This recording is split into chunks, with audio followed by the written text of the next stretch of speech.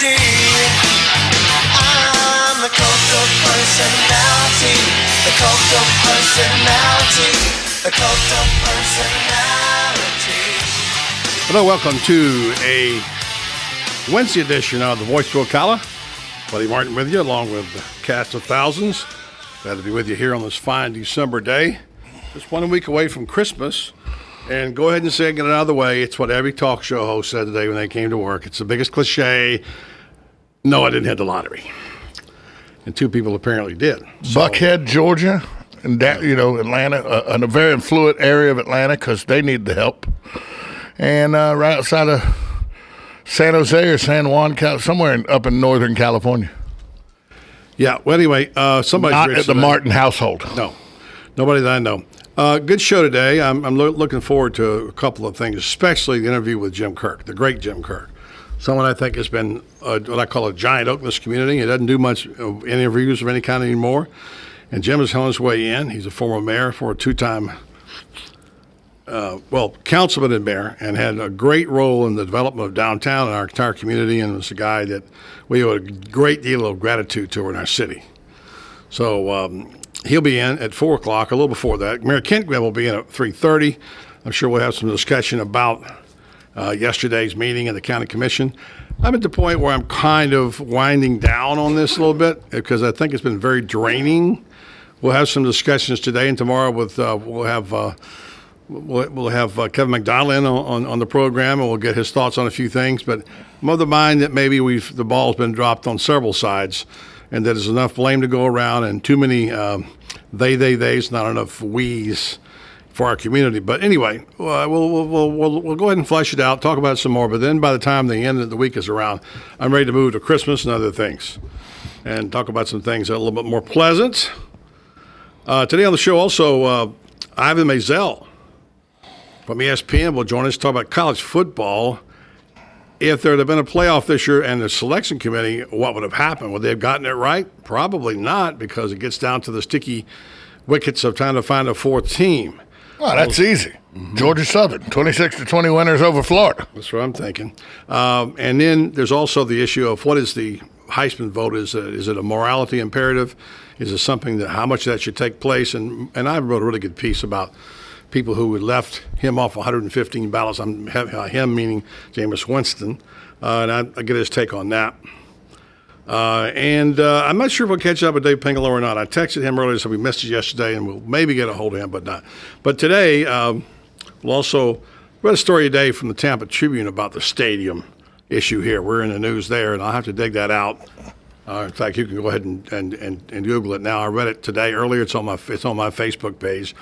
And just basically saying that there's trouble in paradise, and that the county commission balks at the Yankees, and now whatever. But anyway, that we'll give you that. Just take. It's interesting to hear what people say about us from out of town, and so we'll get that. Also, if you want to avoid the stress of cooking on Christmas Day, but you don't know where to go for Christmas brunch or lunch or dinner, you live in Ocala. Around Ocala. I posted this today on Facebook. I don't know if I have any responses. Well, hit me up with what's open. If I don't want to go cook a meal or have dinner someplace in my house or at a relative's house, by the way, but in case I don't, what are my choices? And I started looking and thinking about it, and there aren't too many.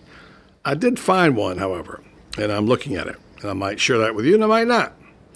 So, also, story about the fact that Christmas on Wednesday is a real test for employers.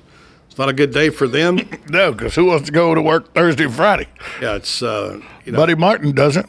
Tom Schmitz does. They say it's better on Tuesdays for whatever reason. But anyway, Tuesday also happens to be, by the way, the most productive day of the week for people. You know, believe that or not.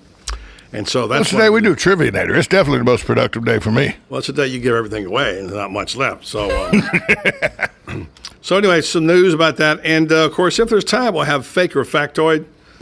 Should we start the countdown for JJ yet? I don't know. He's getting there. It's the point where he's not just a short timer. He's a has-been.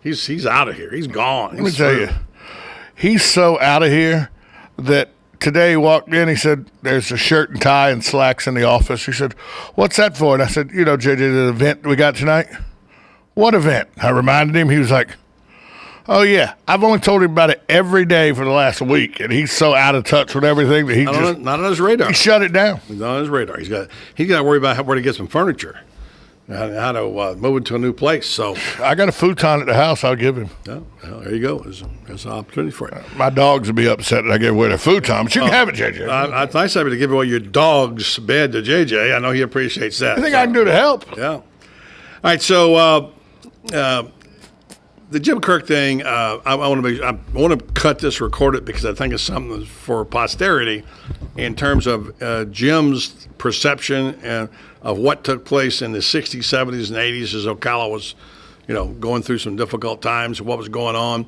And ironically, he'll tell you that he bought the Marion Theater, and it was really a white elephant for him. And turned out to be, didn't know what to do with it, and gave it to the city, and they didn't know what to do with it. But we'll get his take. Jim, of course, has a great sense of humor. Maybe we get that. Well, we don't have that open cut yet, do we? For the second hour with Jim Kirk singing on. So maybe we can at least get the song up, play it while he's here. And, we probably can. For the old show. Anyway, that's going on. Big win for the Gators last night. I say big because of the venue at Madison Square Garden, a ranked team, Memphis. Very good game, well played, right down to the end. Gators able to hang on and win it by 2. And I think you can see the future for Billy Donovan's team. You begin to see what it's going to look like. Also, congratulations to one of our own, a big honor for Terrence Brooks from Dunellen, and also from the Florida State Seminoles. I'll tell you all about that. And a transfer for Billy Donovan. Somebody's coming to his team next year with a last name that we know quite well at Florida. Pretty big transfer, too. Very big, and a very tall transfer. 6'8". Yeah, so we'll tell you all about that. And lots more to come your way on other things, sporting-wise and community-wise, right here on the Voice of Ocala. Stay tuned to 1370 AM, 96.3 FM, streaming live at WOCA.com. The Source. Dr. Seaborn Hunt, a board-certified ophthalmologist in Ocala. There's no referral needed for an appointment. Call 873-7200, offering medical services for glaucoma management, including laser surgery to help lower your eye pressure and potentially reduce your dependency on eye drops. He also evaluates and treats diabetic retinopathy, one of the leading causes of blindness, with advanced imaging and laser procedure to help prevent vision loss. Dr. Hunt's office accepts most insurance and files claims for you. Call Dr. Hunt at 873-7200. That's 873-7200. Since 1976, Daniel L. Hightower, a lawyer, has been fighting for accident victim justice in North Central Florida and statewide. He believes everyone in America should follow the rules, including the insurance companies. He and his firm have experience fighting for victims of personal injury, wrongful death, workers' compensation, and Social Security disability, as well as serving those in need of help with bankruptcy, simple wills, and estate plans. The mission at the law offices of Daniel L. Hightower, PA, is to represent deserving clients and recover the maximum benefits they are entitled to by law in a timely manner. In personal injury and workers' compensation cases, there are no fees or costs unless a recovery is made. The law office of Daniel L. Hightower is located at 7 East Silver Springs Boulevard, Suite 300. For your free consultation, call 352-629-7777 or 1-888-LAW-1976 and visit danhightower.com for more information. Daniel L. Hightower, PA lawyer, fighting for accident victim justice, and the proud sponsor of Ask the Cops. Hi, this is Buddy Martin. If you have an award or a trophy in your house, there's more than a good chance it came from BJ Trophies Gifts and Awards. At BJ Trophies, Floyd Hirschberger and his staff have a lot more than just trophies. Among the items they specialize in are donor recognition walls and trees, personalized or engraved gifts, cast bronze dedication plaques, wide format digital printing with posters, banners, and signs, and promotional products. Floyd is the official trophy and awards maker for the Voice of Ocala radio show and is North Central Florida's leader in custom recognition programs, corporate awards, industrial engraving, unique gifts, and advertising specialties. When Angie Lewis went shopping for something to award to the winners of her State Farm Good Neighbor Award, she shopped first at BJ Trophies Awards and Gifts. Check them out at 1735 Northeast Jacksonville Road on North Magnolia's Miracle Mile, or call them today at 352-732-2249. BJ Trophies Awards and Gifts. Trophies is just our middle name. Seth McBride here with Pasture Sports, inviting you to come down and check out our month-long Big Holiday Sale. You'll find huge discounts on our school spirit racks for local high schools, discounts on football equipment, baseball equipment, volleyball, and lots more. Check out our huge selection of Under Armour at huge discounted prices. Don't miss your chance to save this holiday season. Get the gear your kids want from Pasture Sports. Also, don't forget those customized items for this holiday season. Sale starts November 20th and ends December 20th. Pasture Sports, your local team dealer. On December 21st, join us for the WOCA Jingle Ball, an evening at the Appleton Museum.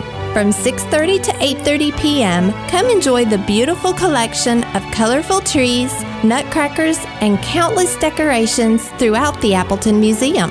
Musicians from the Ocala Symphony Orchestra will be performing throughout the first floor exhibits, while you are enjoying holiday entertainment and culinary delights. Your donation will help provide Marion County children the opportunity to experience the magic of Christmas on Christmas Day through Ocala's Operation Feed 100 program. A limited amount of tickets will be available, so for more information and to purchase your tickets, go to WOCA.com and click on the Jingle Ball link.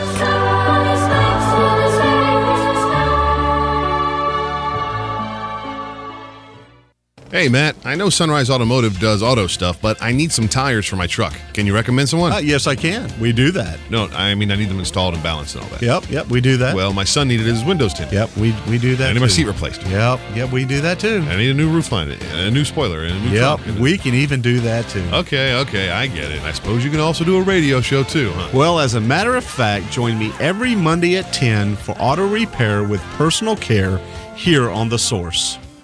Of course you do.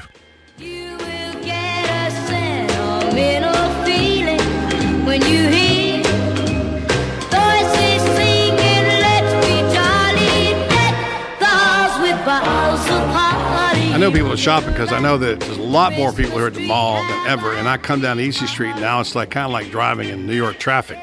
You got to be real careful out there because the people are zooming in and out of lanes. And of course, sometimes when I go to work, I'm not the most cautious person. So it's a little different track out there. You can feel the busyness. It's not a bad thing, certainly. I know that I'm parking about 4 blocks away now. Used to park about 1, now it's about 4. I intentionally park away from people. Well, you got to park on the other side of the so lot I don't then. get hit. Well, I mean, you could park your car The in mall downtown. parking lot's kind of crazy. There's no stop signs around here. They have that cop car sitting there. He's not even there. You can cut through. Yeah. Cut through. You have to And be careful. people do. I do that, but I also do it very Very carefully. illegal, buddy. You know, well, I just People cut a like couple. you. Yeah, I don't see anything to stop. You see a stop sign? You can't just drive through, No, barrel through these lanes. I don't barrel. I don't barrel. I just go through sometimes and cut through to get here quicker because I'm usually running behind the show. But nonetheless, Well, that's the it's truth. be careful out there, and you know, it's busy, and this is holiday season. There are going to be some issues, always are. Don't ruin your holiday shopping. And by the way, it's not nearly what it used to be because there's so many people who do it online now. Right. And why not? You get it. I mean, I like to shop local. That's my first choice. If I can get it here, I'm gonna get it here. But if there's something I can't get here, I'm gonna get on Amazon. I'm gonna ship it directly to my granddaughter in, Pennsylvania, and I don't have to worry about packaging it and all that stuff. So that's a big convenience, and people can get it as long as you get it there. But within what is it like? Is it like 10 days out or something? I think the deadline was Monday or something. Cyber Monday's that's why it's a big day. So you don't have the fun of shopping, but quite frankly, like we talked about yesterday, Shopping is not fun. well, it's obligatory. I don't understand that saying at all. Well, for you, it's not. For others, it is. But you and like me, we used to both shop on on Christmas Eve, right? Right.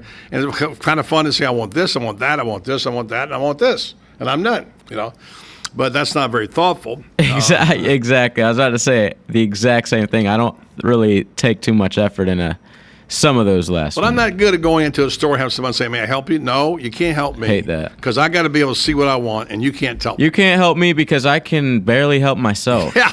If I see I something don't that I know what like I'm and it's even green looking and I want for. red, I'll ask. You know Yeah. what I mean? Or if I see something I like, I want to try it on, I'll try it on. but I don't need a lot of help. Now, if I go to a fine clothing like Grinders or something like that, I'm obviously going to get some help there because unless I just buy a shirt, if I'm buying a suit coat or a suit or whatever, Yeah, that's a different kind it's a of different place. deal. But shopping for things, You don't got to go into Macy's and be like, yeah, I need your help over here looking for a T-shirt. but or some people, it's shoes. like a hunting trip for them. It's like that's part of what they do. Is it's like a sport. Shopping is a sport. So anyway, I hope you shop well, safely, and don't spend too much money out Safely. there. So. Well, it's dangerous out there right now. Yes. So Ocala is like Rush.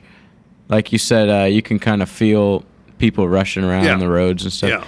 It's still Ocala. It's still a little laid back Rush. Well, it's a Compared to little the bit last more 2 just- weekends, I'm in like Tampa and Jacksonville. It was absurd around there. Oh yeah. All right. So here's this deal.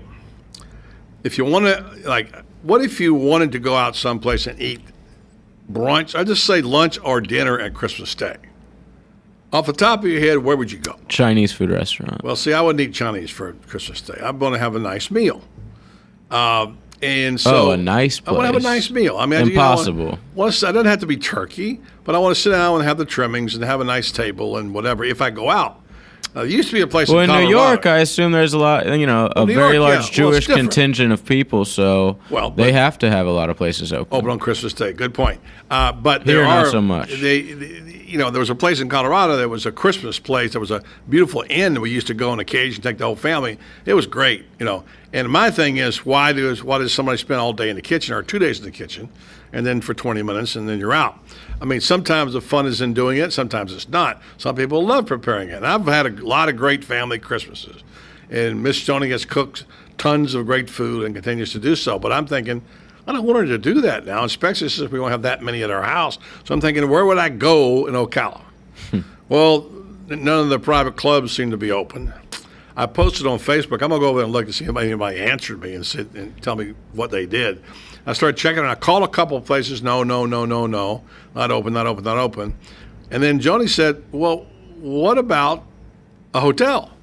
They have to be open on Christmas Day, right? The restaurant's got to be open. Right. So Sky Fusion, Holiday Inn. I haven't checked that one out, but I did call one locally. I guess I should say where it is, Hilton. Yeah, who cares? And they have seating from like 12:15 to 2:15 or something like that.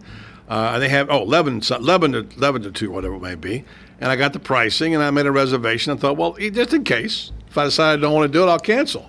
So there is that one a good option. idea. There is that one option. Hotel, there. I would not think of that. Yeah, Joni thought of that. So that's their answer. My answer is if you wanted to go and not maybe place you start. Now it's not cheap. It's like $32 a head, whatever.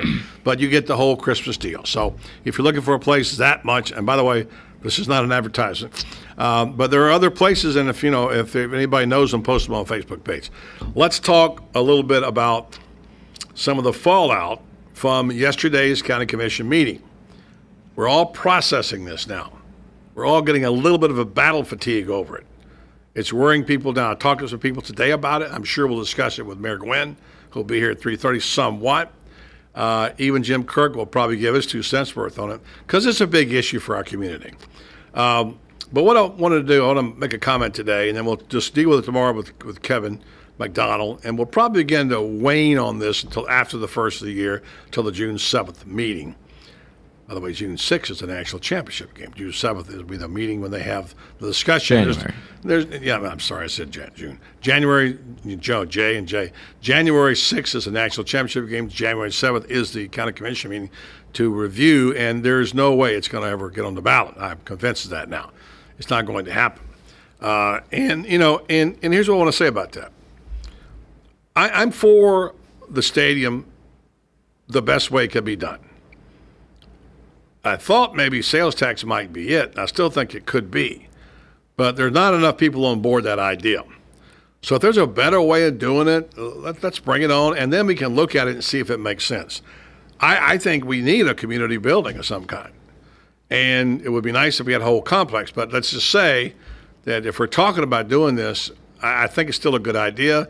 And how we finance this is to be debated. But here's what I've learned by talking to most people, and I'd love to be able to get other people on the air on both sides on this at some point. What we have here, as they said in Cool Hand Luke the movie, is a failure to communicate. There hadn't been a lot of dialogue. There's been some between the county and the city. There's the issue of people feeling like they were left out. Some people think the city went ahead without their approval, without asking for them to be involved, and that may be partially true. But then on the other hand, the people who were involved, they had to have it. They were under the rules of a non-disclosure agreement with the Yankees, so it's kind of tough to talk about it. So, but the problem is that this failure to communicate, what we wound up with is a lack of unity. Too many individual agendas is devoid of cohesiveness and working together for community pride. So I think we're farther apart than ever before on the baseball stadium. There needs to be more use of the words us and we and less of they and the finger pointing that goes with it. It could still be done. There's lots of ways, not least of which is the private sector stepping up, which is being discussed now, although I don't know if it's being discussed as much as people might say it is, according to some folks I know who are, in fact, discussing it. There are other ways, like one of the things being talked about is a bed tax and tourist tax, with a penny added to that. That's one way. Another way, I said the private sector. But all of these are going to require county participation. And maybe they got their reasons, but from what I can gather, I don't think the county is all that excited about actually partnering up. They may want it, they may say they want it, and maybe they do. But they can't get it on the ballot. They're obviously not going to put it on the ballot, and they're not going to give us a chance to vote for it. So maybe it wouldn't have passed anyway. I don't know. But I always like to say to people, if I've got an idea, JJ, and I say, JJ, what about this idea?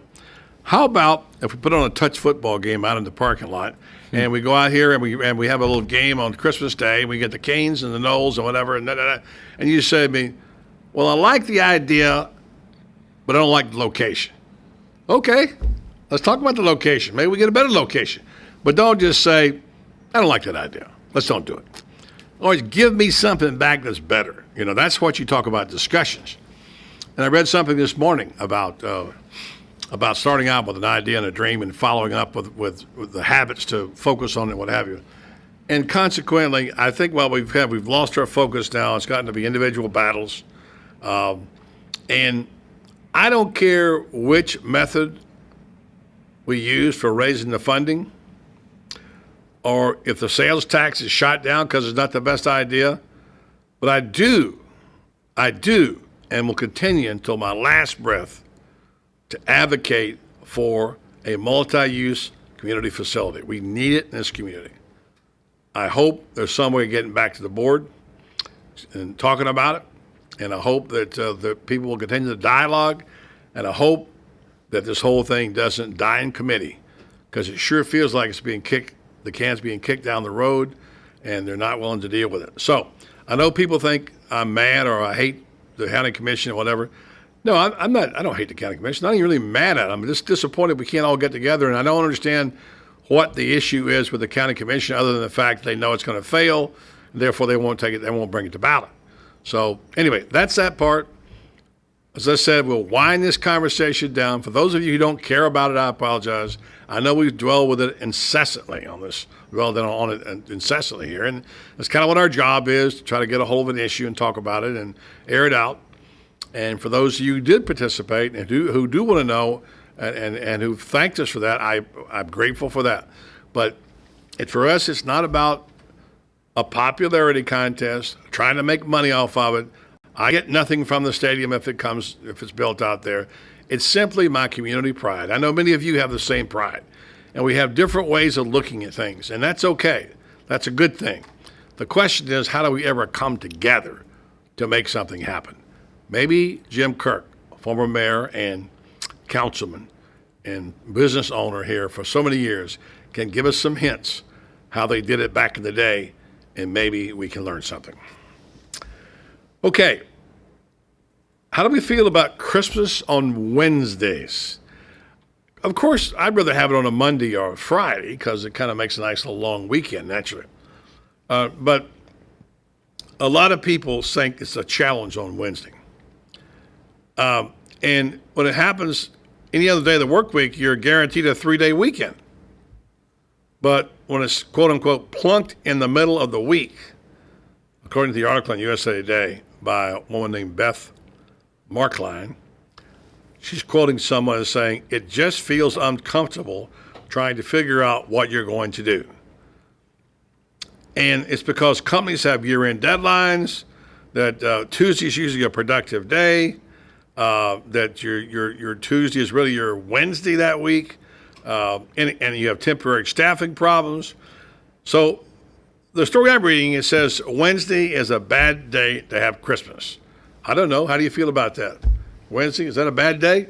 JJ, what do you feel about Well, it? I don't got to work after that, so it's perfect for me. And JJ, you've worked on this show for 2.5 years now, and just like Tom, it's all about JJ now. It's like I was about Well, I did make the show to allow us not to have to come on Christmas, so Yes, you you did. know, Yes, you did. And it all comes full circle. by the way, But what's Wednesday, what's on that show, by the way? we have a few things. Jim Kirk probably will be on that from Okay, today. that'd be good. But some Yankee stuff, not a lot of Yankee stuff, because I feel like it changes every day. Yeah, so holiday. it might Yeah, be it a does little change, and different. you got the holidays. But yeah, we have some friendlier topics as well. So your take on Wednesdays and Christmas on Wednesday? Not so bad. If anything, it kind of gives you a break, and then you only have to go back to work for a couple days before the weekend. Okay, so you get 2 and 2. Right. Okay, so it's a sandwich. Right. Okay. Well, Austin just walked in. He's been to school today, or refereeing basketball. I'm not sure which. But Austin, Christmas, you're a student. You like it or don't like it? I don't mind Christmas being on a Wednesday, but if Christmas were to be on a Thursday, does that mean we have Friday off as well? Well, not necessarily on this show. Well, we as in a public. Most places do, but that's individual people. Now, Right. if you work for a company, you can request that for the season. When you're smart, you look at the calendar and say, I want a vacation day on that Friday. Well, I feel like if you would have Christmas on a Thursday and then have to come back and work on Friday for just one day, it's that tough. might be a little bit rougher. All right, But I don't mind Christmas on Wednesday. All right, so we're just so on that. All right, in the house is Mayor Kent Gwynn. We'll get his take on yesterday's meetings and other things. I'm sure he has other things to talk about. Maybe we'll ask about a parking garage downtown. He hadn't been asked that question in a couple of days. And we'll come back for more right here on the Voice of Ocala, 1370 AM, 96.3 FM, WOCA, The Source. Having the motivation and making the commitment to quit smoking is a great first step towards becoming smoke-free. However, anyone who's tried to quit smoking knows how challenging it can be. Having the determination to quit may not be enough. You may need some help. If you're ready to quit smoking and are between the ages of 18 and 75, currently smoke 10 or more cigarettes a day, and can commit to participating for 24 weeks, you may be interested in a research study which is being conducted to evaluate the use of investigational drugs to see if they can aid individuals in their quest to quit smoking. To help you quit, smoking cessation counseling and all study-related medical care will be provided at no extra cost. You may also be reimbursed for your travel time. To receive more information about this study, how you can participate, please call Rinstar Medical Research in Ocala at 352-629-5800. That's Rinstar Medical Research in Ocala, 352-629-5800. Like a good neighbor, State Farm is there. And so is State Farm agent Angie Lewis, working hard to serve her community as a citizen and insurance agent. Angie wants to help you as you adjust your insurance needs to your life. From everything to helping educate your teen driver to protecting your family against everyday risk. She wants to change the way you perceive insurance by developing relationships with her clients, which is why Angie and her staff are proud to be a part of so many good causes in Ocala. In turn, she has chosen to single out those who step up as leaders. Each month on the Voice of Ocala, Angie spotlights a good neighbor, saluting those who give exceptional service or do random acts of kindness to others. For this, Angie was written up in State Farm's National Magazine. Angie also supports local businesses with a regular Biz Buzz. The Angie Lewis State Farm Agency is located at 1122 Northeast 36th Avenue, where visitors are always welcome and the coffee pot is always on. Your home for Florida State football all season long. WOCA, The Source. Well, you've waited till the very last minute to try to put up those Christmas lights, and now you know you've got to break out that ladder, climb up, climb down, climb up, climb down. Make it easy on yourself. Stop by Sunbelt Rentals and rent one of their easy lifts. It makes your life a whole lot easier. And while you're there, check out all the other specials they have that can make your life a whole lot easier. Just 1 mile east of I-75 on Highway 27, 369-9101. Tell them Dan from WOCA sent you and get a special discount. Get it done. Rent it now. Sunbelt Rentals. 'Twas the night before Christmas, and all through the house, not a toilet was flushing. The plumbing was out. The stockings were dirty, no water to clean. We were in a big mess with no washing machine. The children were nestled all snug in their beds, while visions of showers danced in their heads. And Mama in her kerchief and I in my cap, I searched for my tools to try and fix the mishap. When up in the attic there arose such a clatter. The pipes had burst. I see what's the matter. Away to the phone I flew like a flash to call Mike Scott Plumbing. They'll be here in a dash. He arrived in his van and got the job done, for he knew down the road he had more to come. But I heard him exclaim as he drove out of sight, "Merry Christmas to all, and to all a good night." Because accidents don't work around your schedule, but we do, with no extra fees for nights, weekends, or holidays. From all of us at Mike Scott Plumbing, happy holidays. The weather is brought to you by myfwc.com. Life jackets save lives. We're at Florida. Today will be a pleasant day and mild with sunshine for the most part, the high 66 to 70. Tonight will be clear and cool with lows ranging from 42 inland to 55 at the coast. Tomorrow, sunshine mixing with clouds and pleasant, the afternoon high 71 to 75. For Friday, partly sunny and warm, the high 76 to 80. From the Florida Weather Center, I'm meteorologist Joe Lundberg. Hi, this is Joe, and I'm your host for the new show, Damage Control. Every Tuesday morning at 10:30 a.m., brought to you by Damage Control Services. We're going to be discussing floods, fires, storm and tree damage, sinkholes, mold, and many other disasters that you need to know about, how to prevent and prepare for them, as well as what to do when it happens and what to expect after it happens. This is Damage Control, Tuesdays at 10:30, right here on The Source. WOCA.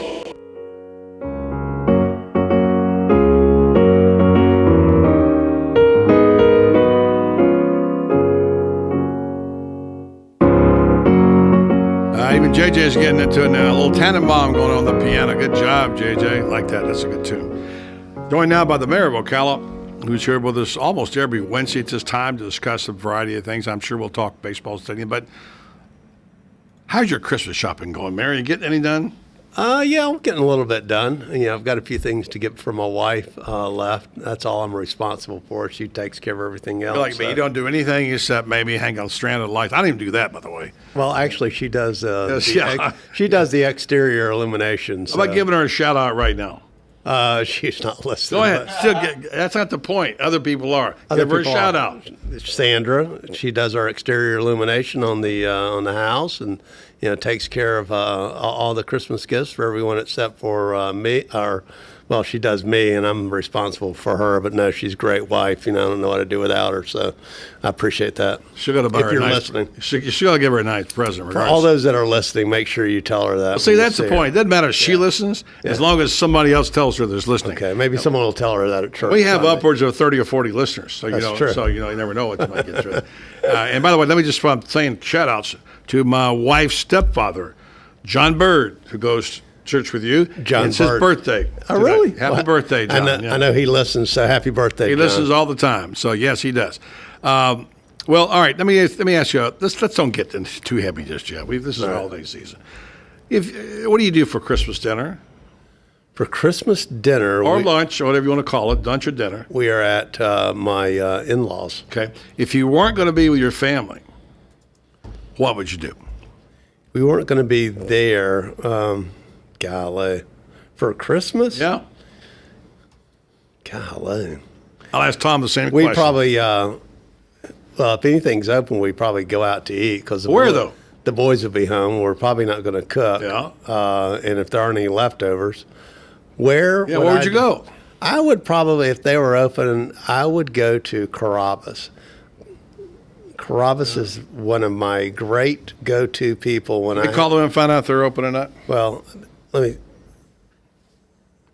Carrabba's is one of my great go-to people when we have charitable events.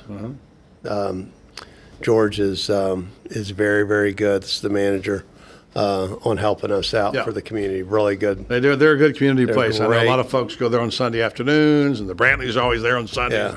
Well, that's a good choice if it's open. Right. Out of curiosity, I just thought that I started thinking, who's open? Yeah, I called a true. couple of places that weren't.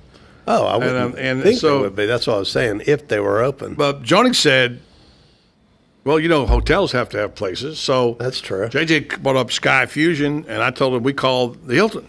The Hilton would be a good one. They're having a special. Yeah. I'm not plugging anything for this and getting anything for it. I just want to say, if you want to eat out, where do you go? And you mentioned Carrabba's. We'll call and find out. Well, Tom, we never, growing up as a kid, we always had Christmas Eve dinner. We didn't have Christmas Day dinner. Well, whatever you. Christmas Day dinner, we always went to. We would go out Christmas Day every year. Where are you going to go this year if you went out? If I went out this year, yeah, I'd go to one of the local Asian buffets or something. Like where? Ocean City or something. I mean, when I was a kid, I'm sure it is. I would be wondering if it's the Asian restaurants are open. Okay. Well, but we would go rather eat. than state that as fact, why don't we just actually check? We would go and eat see? Chinese food every year on Christmas Day. That's where we'd go. What JJ said. That's New Year's for me, but that's where we go every day. But I know a place. My mother, when she got up in years, when her health failed, she had the oxygen tank and all, she couldn't do Christmas dinner and Thanksgiving dinner anymore. We always went to the Hilton down at the river in Jacksonville. Yeah, well, that's where we'd have. Mention here. Anyway, just a thought. I wondered. I hadn't thought of that till today. I thought, well, where do you go? So, anyway, all right. So you get some time off. You look like you could use a couple of days of rest, Mary. You've been through yesterday. You sat through and got up and talked the Marion County Board of Commissioners meeting in which they voted to table. I heard a nay vote. Before I left, everybody left. I heard a nay vote, but the Star Banner reported it as unanimous that they would move. They would go back to the 7th of January at 10 o'clock. And David Moore voted nay on that because I heard him ask the question: will this mean we're going to look at all the facilities? And the attorney said no. Yeah, that was on the alcohol portion of it. That was the alcohol? Yeah, that was the alcohol. That means that they can serve alcohol at the stadium if it's to be built. But the other county-owned facilities, they could not. So that was a unanimous vote? Yeah, so that. Okay, I stand corrected. So that's what Tom said yesterday. I heard him vote nay, and I heard him say nay. And are you sure? Because he said something about the fact that we're going to go back and look at the other public facilities. And the county attorney said, no, not on this, just the baseball stadium. Yeah, he said that's the only stadium. I mean, would be the only county-owned facility that would be allowed to sell alcohol. Okay. And I went out. He said, okay, He voted nay, but I even called the county commission office and left word, and I didn't hear him hear back. So anyway, just to set the record straight, I wasn't sure. I know that's an issue with him, Yeah. So. Well, that's your conviction. That's what you wanted to go by. Then fine. Tell me where you stand now, and what the prospects are of this project home run after yesterday's meeting, and what do you think will take place on the 7th? Well, I know that Council President McLeod. Commissioner Zalek, Chairman Zalek, some of the folks from CEP, I think Matt, some of our finance people, some of their finance people are looking at financing options, which obviously includes current cash flow, new revenues that would be created through things that are not taxable now, but that would be.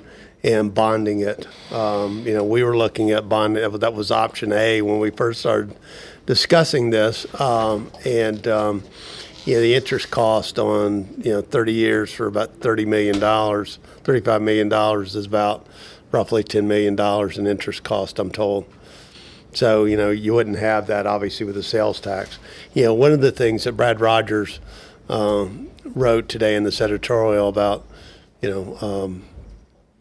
putting everybody's needs together. So pay tax. Yeah. Well, and I called Bobby James today. He and I are going to chat tomorrow. I spoke with the sheriff today, and going to talk to Stuart McElhaney. He's got some needs with fire. I talked to my fire chief, Brad Clark. He's putting some numbers together. I want to have a meeting between now and the 7th, whenever that is, and find out what that number is. And, we only get a bite of this apple, once in a while. Mm-hmm. So because some of the folks are for education, some of the folks are for public safety. It's Jim Kirk. Let's wait in. It's going to be here on the show. Okay. It's coming in. Mr. Kirk in. And, so we're going to talk about that. Now, are there enough votes to do, say, a 1 cent sales tax for 3 or 4 years and accommodate all the needs of, the school board, public safety? Yeah, I don't know. But I want to bring it forward and, make it an option, for the county commissioners. Chairman Zalek may say, don't bother or, interesting, but I don't have the votes, to do it. But at least I want to know, or people to know, that it was presented and it is, an option. Whether the commission votes to move that forward or not, I have no idea. I've just gotten to the point where I'm not really sure what they're going to do. Yeah, I said earlier that I was for the stadium. I really don't care how it's financed. I want it to be financed the best way. Right. It seemed as though the sales tax was the best idea, but if that's not the best idea, come back to us and tell us what is the best idea, in a way we can all participate. And instead of everybody having their own private fiefdoms, exactly, everybody having their own little turf. If we could all ever get on the same page as our community, and I'm going to talk to Jim Kirk about this in a minute, by the way. Yeah. How did he get people on the same page to be able to use this as a community project and not us versus them? Right. Yeah, and that's one of the things I don't want the county to come back and say, well, we'll help finance it, but city, you're going to have to give up this, you're going to have to give up that, you're going to have to give up some things on your water and sewer, you're going to have to give up your CRAs, you're going to have to, that's, not an option. One of the things that Council I don't think it passed the council. No, one of the things I talked about with, Council President, McLeod was, he and I have been diligently working on, and I appreciate his diligence, working on, downtown. And we're that close, very, very close to Ms. McBride coming back and, putting a deal together with him on the Sprint site. When that happens, I think it's going to be a catalyst for the rest of the things, the dominoes to, fall in place, so to speak. So John and I were talking about, Mr. McLeod and I were talking about taking, all those things, the parking garage, the Ocala development, the hotel, the Sprint site, the residential in that area. That's off the table. That's non-negotiable. We're not giving that up, to do this. And I know that it can be done. I mean, there are smart people out there that can figure out ways to make all of this work. So, I'm hopeful that those discussions are going on. I haven't been a part of the financing discussion as of yet, but I'm sure I will be at some point in time. Well, I spoke to Councilman McLeod before I went on the air today. Good. And number one, he said he hasn't had all that much discussion about the financing. He said he didn't want to lead people to believe that he's got to, he said there's been some discussion, but he said it wasn't an in-depth discussion. Right. And he should make a point clear, and I hope I'm not speaking out of school, but he said, I'm not going to abandon downtown for anything. Right. And he made that very clear that downtown to him is a priority, and I know it is with you too. 100%. All right, Kent Gwynn is here. We had another mayor waiting in the wings. We might even get him here in just a couple minutes early. Let the two mayors, old and new, swap a few stories about how to make this thing come together. Absolutely. Jim Kirk coming up next. Stay tuned. Mayor Kent Gwynn for this timeout on the Voice of Ocala. 1370 AM, 96.3 FM. WOCA, The Source. Hi, it's Lisa Midget, owner of Kinetic Motion Fitness, with a few tips to help you enjoy your holiday parties without putting on extra pounds. Tip number 1, always plan ahead. Never go to a party while you're hungry. Eat something small before you go so you don't gobble and gorge. Skip the eggnog. I know, it's hard, but instead, sip a glass of wine, then switch to water. Now, show off that hot body you've been working on all year. Wear tight clothes so you eat less. Elastic waistbands are a sure way to an expanded waistline. Next, make sure to socialize. If you're moving around talking, you won't be lingering by the food and dessert table. You can burn about 50 calories an hour just standing and talking. I bet I burn lots. Then, the next day, head on over to Kinetic Motion Fitness and try one of our many classes like Zumba, Pilates, yoga, boot camps, Pilates, or bar. Or schedule one-on-one time with one of our excellent personal trainers. Happy holidays from all of us at KMF. Like us on Facebook and check out our website at kmfocala.com. Requires bank approval on vehicle purchase at listed price. See dealer for details. Experts predict this December is going to be crazy busy for car sales. We need to stock up now to prepare for the rush.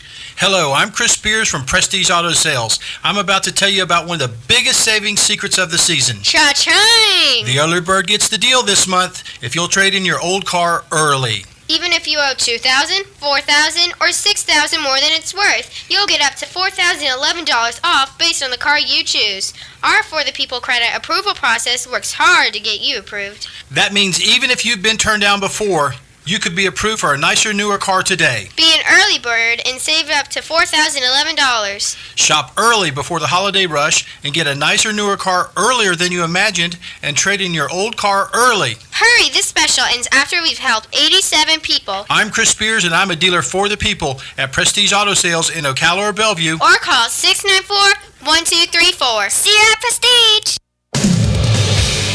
On the next AM Ocala Live, Robin and I will be speaking to Dr. Atal T. Patel. He's going to speak about spasticity, a neuromuscular condition in which muscles contract and spasm. News Bites, the hottest news and current events are bite size. And Hank Whittier will be on the air bringing you veterans news as he does every Thursday. Let's talk golf with PGA professional and golf college founder James R. Beckett. And then Pastor Walter B. Smith will be with us. He's the pastor of Heritage Baptist Church, and you hear him here each weekday morning on WOCA, bringing you his 2-minute feature called Bring Back the Bible. He's coming in to speak to us about Christmas. And then join Ocala Health System and Strive Physical Therapy Centers on the air as they talk about what you can do in rehabilitation. All of that plus some more news of 2013 trivia on Fun with Joe on the next AM Ocala Live right here on The Source, WOCA 96.3 FM. 1370 AM.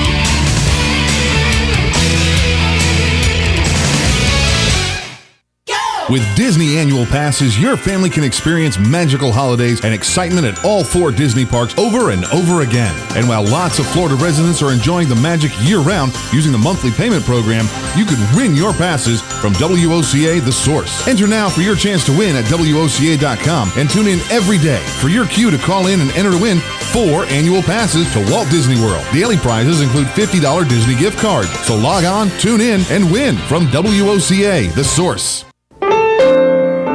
Hi, I'm Tom Ingram, CEO of Gateway Bank, inviting you to drop by our main office on Silver Springs Boulevard every Friday from 3 to 6 p.m. for the Community Gazette, a 3-hour show focusing on our favorite community to live and work, Ocala, Marion County. Come join us with the voice of Ocala, Buddy Martin, in the new old-fashioned bank radio studio as we discuss a variety of interesting topics on the Community Gazette on WOCA The Source.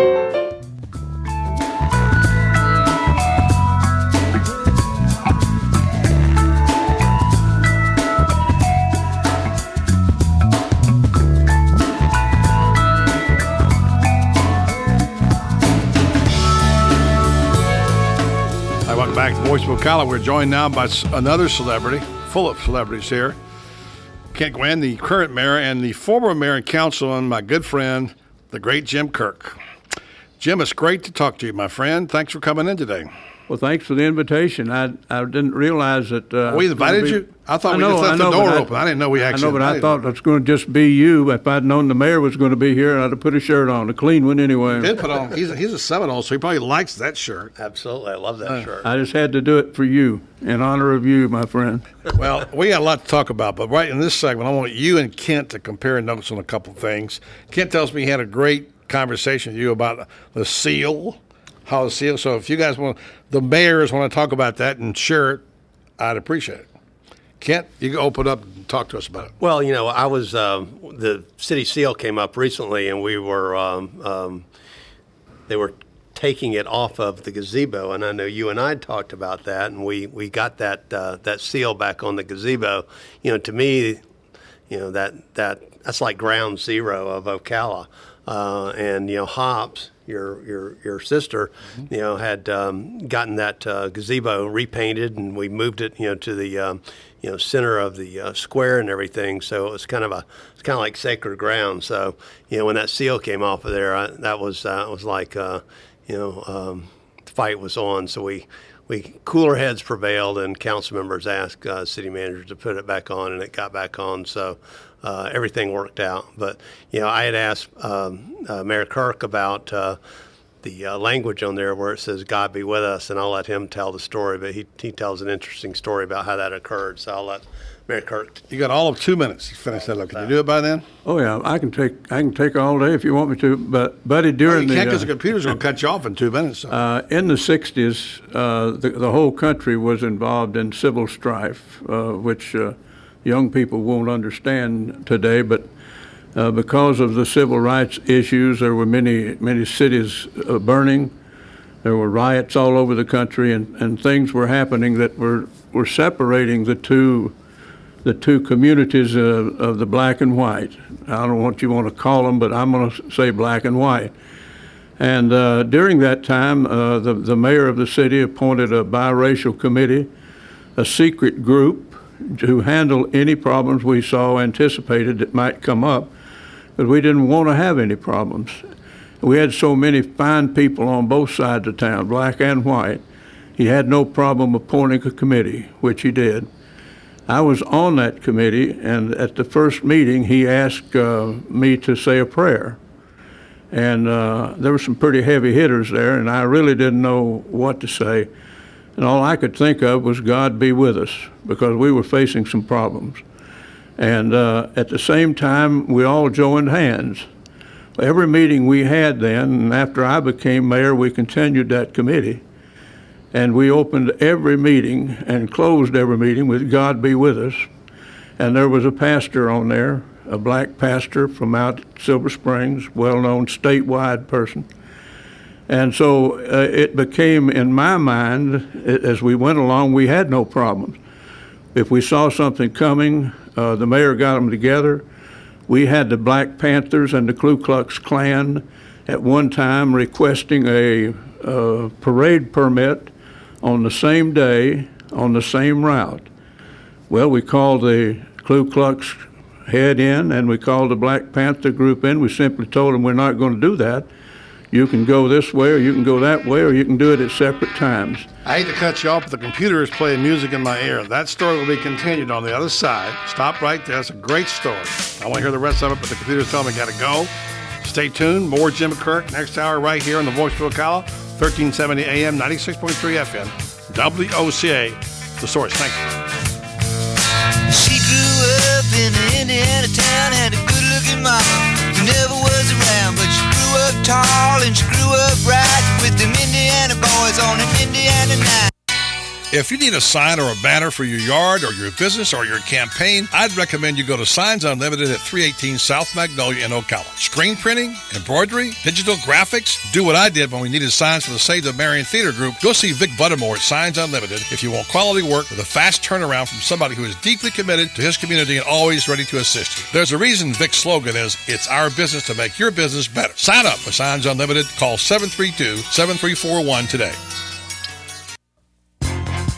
We got it together, didn't we? If you missed Dr. Buddy recently on The Voice of Ocala, you missed the saga of Bob, how Bob deals with his family and a new relationship.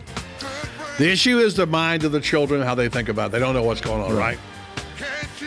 He still wants to pursue keeping his family together because that's the most important thing to him above everything else. Yeah. So he says, I said, go back and talk to your ex-wife again and put it back on the table and just say, think about this and give me an answer.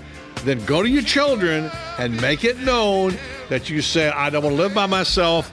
I've tried to. I'm see if your mother wants to get back together. If she does, I would like to move back together. Right? So be sure to check out Dr. Buddy every Monday afternoon on the Voice of Ocala on 1370 AM, 96.3 FM, streaming live at WOCA.com. The Source.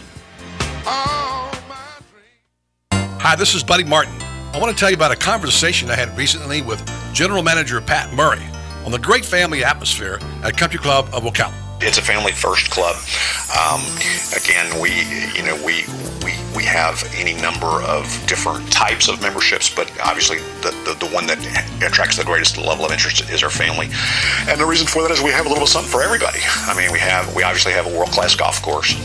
We have 7 tennis courts here for all levels of tennis players. We have a junior Olympic-sized swimming pool. We have a fitness center that's second to none, and we have state-of-the-art equipment in our fitness center. Country Club of Ocala, where the facilities are all a family would ever need. For more information, call today at 352-237-6644. That's 352-237-6644. Country Club of Ocala, proud sponsor of Monday's Gator Report and Gator Talk Thursday right here on The Source. Here's what you may have missed on the John Tesh Radio Show. Drivers slow an average of 10% after passing a "your speed" sign, and they tend to stay slower for several miles. A lot of dieters started blogging in order to prove that they were committed to losing weight, and once they started writing about their weigh-ins, they attracted an audience, which made them feel accountable to others. And that connection, it helped them keep going. Sleeping will do more for your grade or your business presentation than pulling an all-nighter. Intelligence for your life on the John Tesh Radio Show. Don't miss this stuff. They've served our country. They've kept us free. And they need your help. We're sitting in Veterans Park. You can't sit here not realizing that you're surrounded by heroes. There are a lot of heroes in our community. A lot of heroes, unfortunately, are not in good financial shape. They're hurting both physically and financially. We step in and help directly. Our role is to reach out to them. We're there to help the veteran. We do counseling. We do outreach. Sometimes it's just coming into the office and sitting down and saying, hey, I've got a problem, and you're talking to another veteran who understands that problem. Everybody who works for the Vets Helping Vets are awesome, and they are so kind to everybody. They're like my second family. They really are. They have been there during the holidays. I have gotten unexpected visits, assistance. Vets Helping Vets of Marion County needs your help. Call today, 352-433-2320, and pledge your support to Vets Helping Vets of Marion County. It really has been a blessing. Good credits, bad credits. It's none of our business because we're not an auto dealer. We're not a bank. We're not your mother. We're OcalaForSale.com. Marion County's marketplace for cars, trucks, and SUVs. We've got thousands of sellers standing by to take your call. No middleman. But hurry, don't walk, don't run. Just sit down and log on to OcalaForSale.com. Prices and inventory change daily. Offer does not include dealer upcharge, undercutting, rust-proofing, factory surcharge, or delivery fee. See website for details. Here is a vital announcement for your heart and vascular health. Urban Cardiology announces the opening of their second office to serve Marion County. Currently, you may visit the main office at 1800 Southeast 17th Street. Beginning in January, the new office at the West Marion Medical Building in front of West Marion Hospital will also be open for total cardiology and vascular care. From hypertension to leg pain, Doctors Paul Urban and Prem Singh are accepting new patients, so call 789-6008. You're listening to WOCA News Talk 1370, Ocala's source for what's happening in today's hottest, up-to-date news and topics. Albinger, you may be worried about your kid smoking pot, but guess what? Your kid probably isn't. The National Institute on Drug Abuse says over half of high school students don't think marijuana is harmful, and 6.5% say they smoke it every day. Can you live on the minimum wage? An ABC News Washington Post poll finds most Americans believe that you can't. 2/3 say it's time to increase it. Opponents, including some business owners, say doing that might cut jobs. The winners of last night's Mega Millions jackpot will probably never have to worry about money again. And we're about to learn who bought one of those winning tickets, the one that was sold in Georgia. The other winner was sold in California. They'll split that $636 million prize. Your 401k got a nice boost this year with stocks heading into record territory. One reason for that is the Federal Reserve's programs to help the economy. Well, now the Fed says the economy's recovered enough that it's going to back off. We'll see what happens. This is ABC News. Someday, I'll wake up on a yacht, in the Caribbean. Someday I'll sell my screenplay and change careers. Someday, I'll drive my very own Mercedes-Benz. Someday is today. With a certified pre-owned Mercedes-Benz, driving the car of your dreams is a lot closer than you think. Each of our certified pre-owned vehicles undergoes an exhaustive process of analysis, inspection, and reconditioning until it meets the uncompromising standards of a Mercedes-Benz. Plus, every one is available with an optional extended limited warranty for up to 7 years or 135,000 total vehicle miles. And now, with 3 months of Sirius XM satellite radio. Someday, I'll stop saying someday. Don't wait. It's time to love what you drive. Available only at your authorized Mercedes-Benz dealer. Visit today for exceptional financing. I'm just sick of all the amateur stuff, you know? I mean, like, if I'm paying top dollar, I want a little production value, you know? Like some editing, transition, something, some music. Don't worry, we didn't leave you. He's gone? He's not gone. That's the whole point. He's never gone. Our bosses say we gotta stay. Check out the name tag. You're in my world now, Grandma. Bow to your sensei. Bow to your sensei. It's time for the second hour of The Voice of Ocala. Hoo-ah! You ever come across anything like time travel? Come on, stick around. It's free. If you win, you win. If you lose, you still win.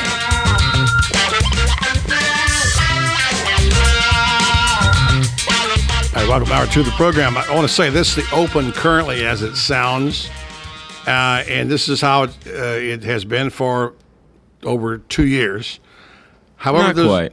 Well, how That's long? a newer one. Is it? Yeah. Year and a half? Brendan Martin made that probably about, probably about 18 months ago. Yeah. All right, so this is what it's going to be.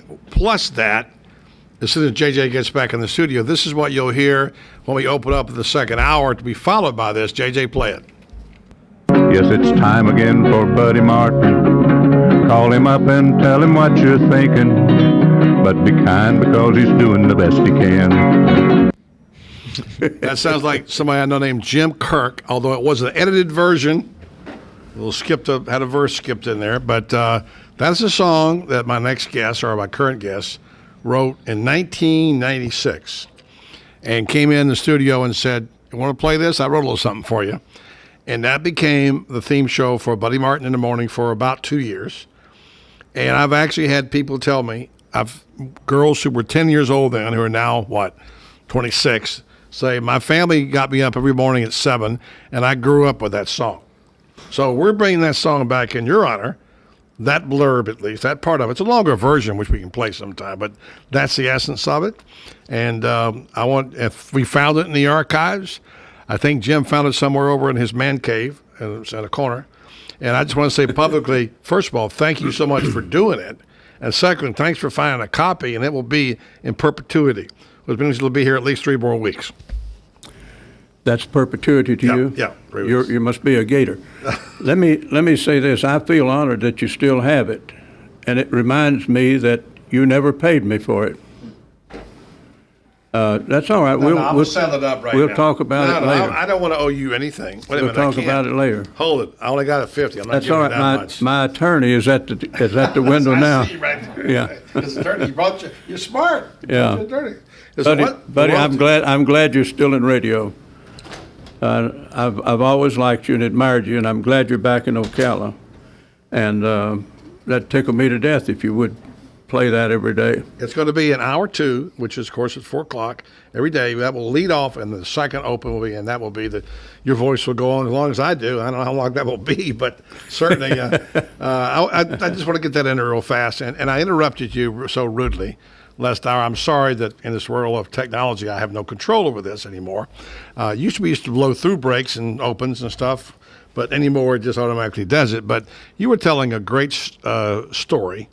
And Mayor Gwen was here, and he loved hearing it too because he'd heard it before as well, about when you were mayor and you were councilman. This is when you were mayor. Were you mayor then, or when this all happened back in the strife of the '60s?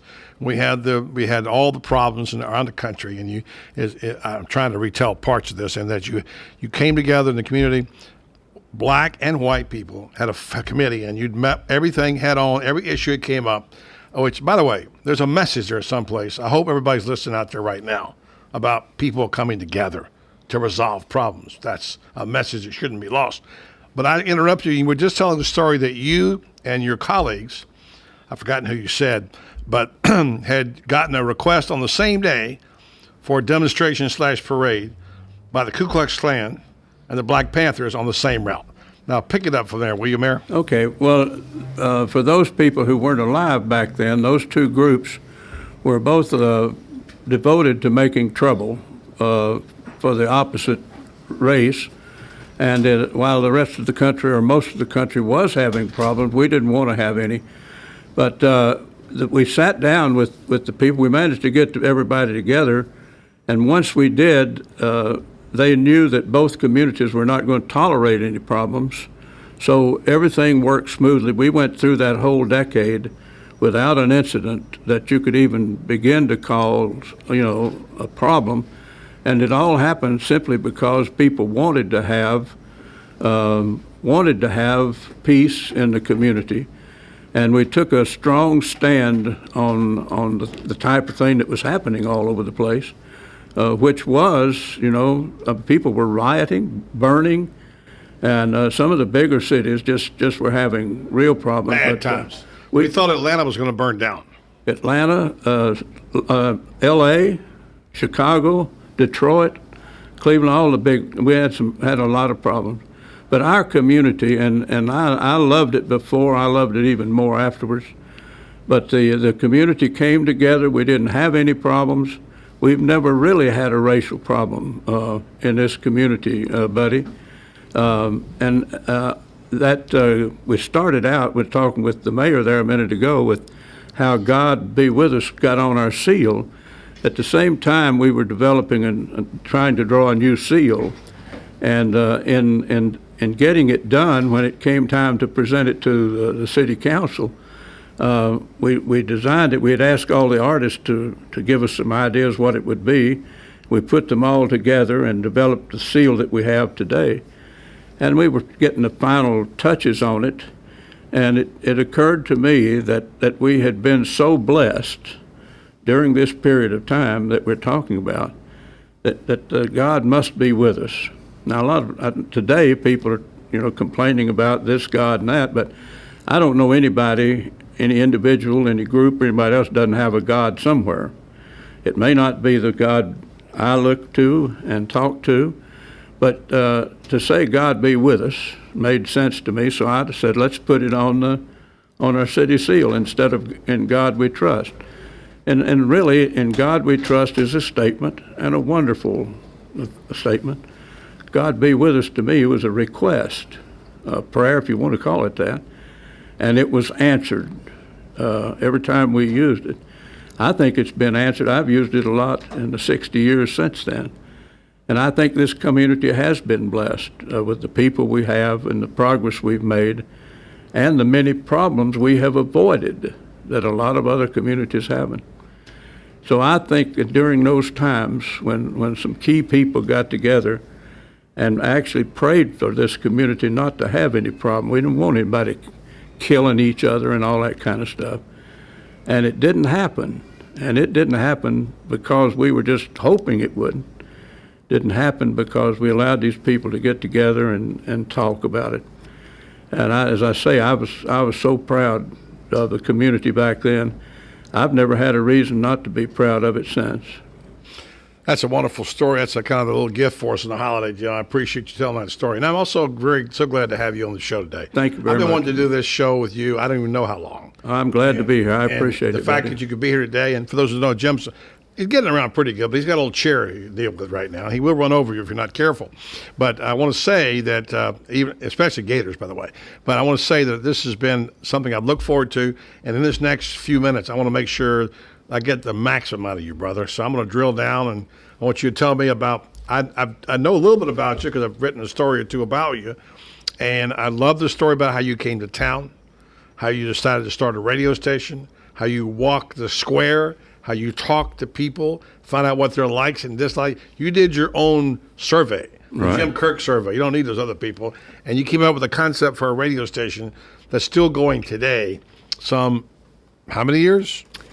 Well, he started in 1953, so that's an even 60 years. So that's a pretty good run. Still going to WMOP, and we started out, and it was a one-station town, WTMC at that time, and it became a hugely successful station. Then the FM came along, but I want you to share with us a little bit about your ideas of coming here, why you did it here, and then what you learned early on. And then I want to ask you about your thoughts about some of the things today. You're pretty current. You stay up with things going on. I know you know about some of the plans. You certainly heard about the ballpark. You heard about the downtown. I want to get your take on. Then I want to get your mainly your advice to our community of how we can move forward. I know you and Kenneth Alvarez work very closely together. Kenneth, Chief Alvarez, the chief of police, and you and he worked together very closely during this time. And I think that's a textbook on working together. We could use a little bit of that right now. A little bit of working together would be good. So with that, we'll take a break. We'll come back. The great Jim Kirk, former mayor, former councilman, still a Seminole, and still my friend. Coming up more right here on the Voice of Ocala, 1370 AM, 96.3 FM, WOCA, The Source. Hi, this is Tom Schmitz, the host of Buddy's Saturday Sports Page on WOCA. The Saturday Sports Page is your weekend destination for everything sports, from NASCAR to golf, baseball to boxing, and of course the best, most comprehensive football coverage on the radio. Also, you don't want to miss my weekly Are You Kidding Me rant? So join me and JJ LaSalva every Saturday morning at 10 a.m. for Buddy's Saturday Sports Page on WOCA, The Source. Recently, I had a great conversation with General Manager Pat Murray on the special events at Country Club of Ocala. We have a lot of events, special events here that are geared towards the family. Easter comes to mind. We have an Easter bunny who hops around on the driving range. We usually hide somewhere in a neighborhood of 3,000 eggs and turn them loose and let them go harvest the eggs. We have a great family celebration here on the 4th of July where it's a traditional cookout, if you will. And as the sun goes down, the driving range becomes alive with probably one of the better fireworks displays in the area. Breakfast with Santa is a big deal. Country Club of Ocala, where the Easter Bunny, Santa, and all the children, large and small, are a big deal on every special occasion.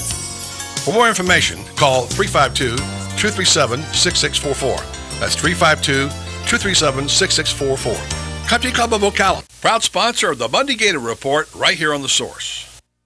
Hi, this is Lisa Midget, owner of Kinetic Motion Fitness here in Ocala, Florida. A lot of you have experienced our great classes in personal small group training, but did you know we now offer dynamic workouts on DVD? These high-quality, locally produced, effective DVD workouts can go where you go. Going on vacation? No problem. We can go with you. Friends and relatives out of town who are jealous that you get to come to KMF? No problem. We ship anywhere in the United States for free. Our great lineup of 4 DVDs includes Kinetic Achieve, Kinetic Couples, Kinetic Core, and Kinetic Campus. 4 great workouts for the entire family on DVD. Sound interesting? Check them out on our website at kmfocala.com. While you're there, check out our class schedule and come see us. We're only 5 minutes from downtown across from the Skylark Plaza. Visit kmfocala.com and like us on Facebook. KMF will get you results at our studio or at home with one of our DVDs. Kinetic Motion Fitness. We're ready when you are. Visit kmfocala.com for more information.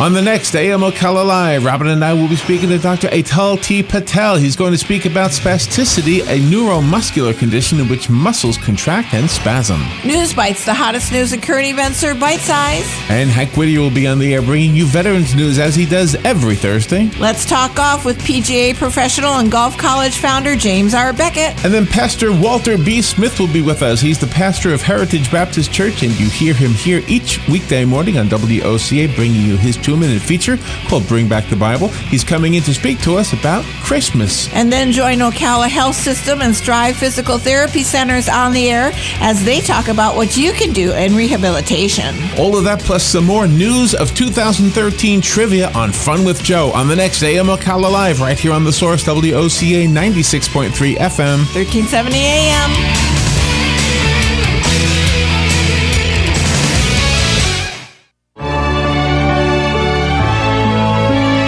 On December 21st, join us for the WOCA Jingle Ball, an evening at the Appleton Museum. From 6:30 to 8:30 p.m., come enjoy the beautiful collection of colorful trees, nutcrackers, and countless decorations throughout the Appleton Museum. Musicians from the Ocala Symphony Orchestra will be performing throughout the first floor exhibits, while you are enjoying holiday entertainment and culinary delights. Your donation will help provide Marion County children the opportunity to experience the magic of Christmas on Christmas Day through Ocala's Operation Feed 100 program. A limited amount of tickets will be available, so for more information and to purchase your tickets, go to WOCA.com and click on the Jingle Ball link.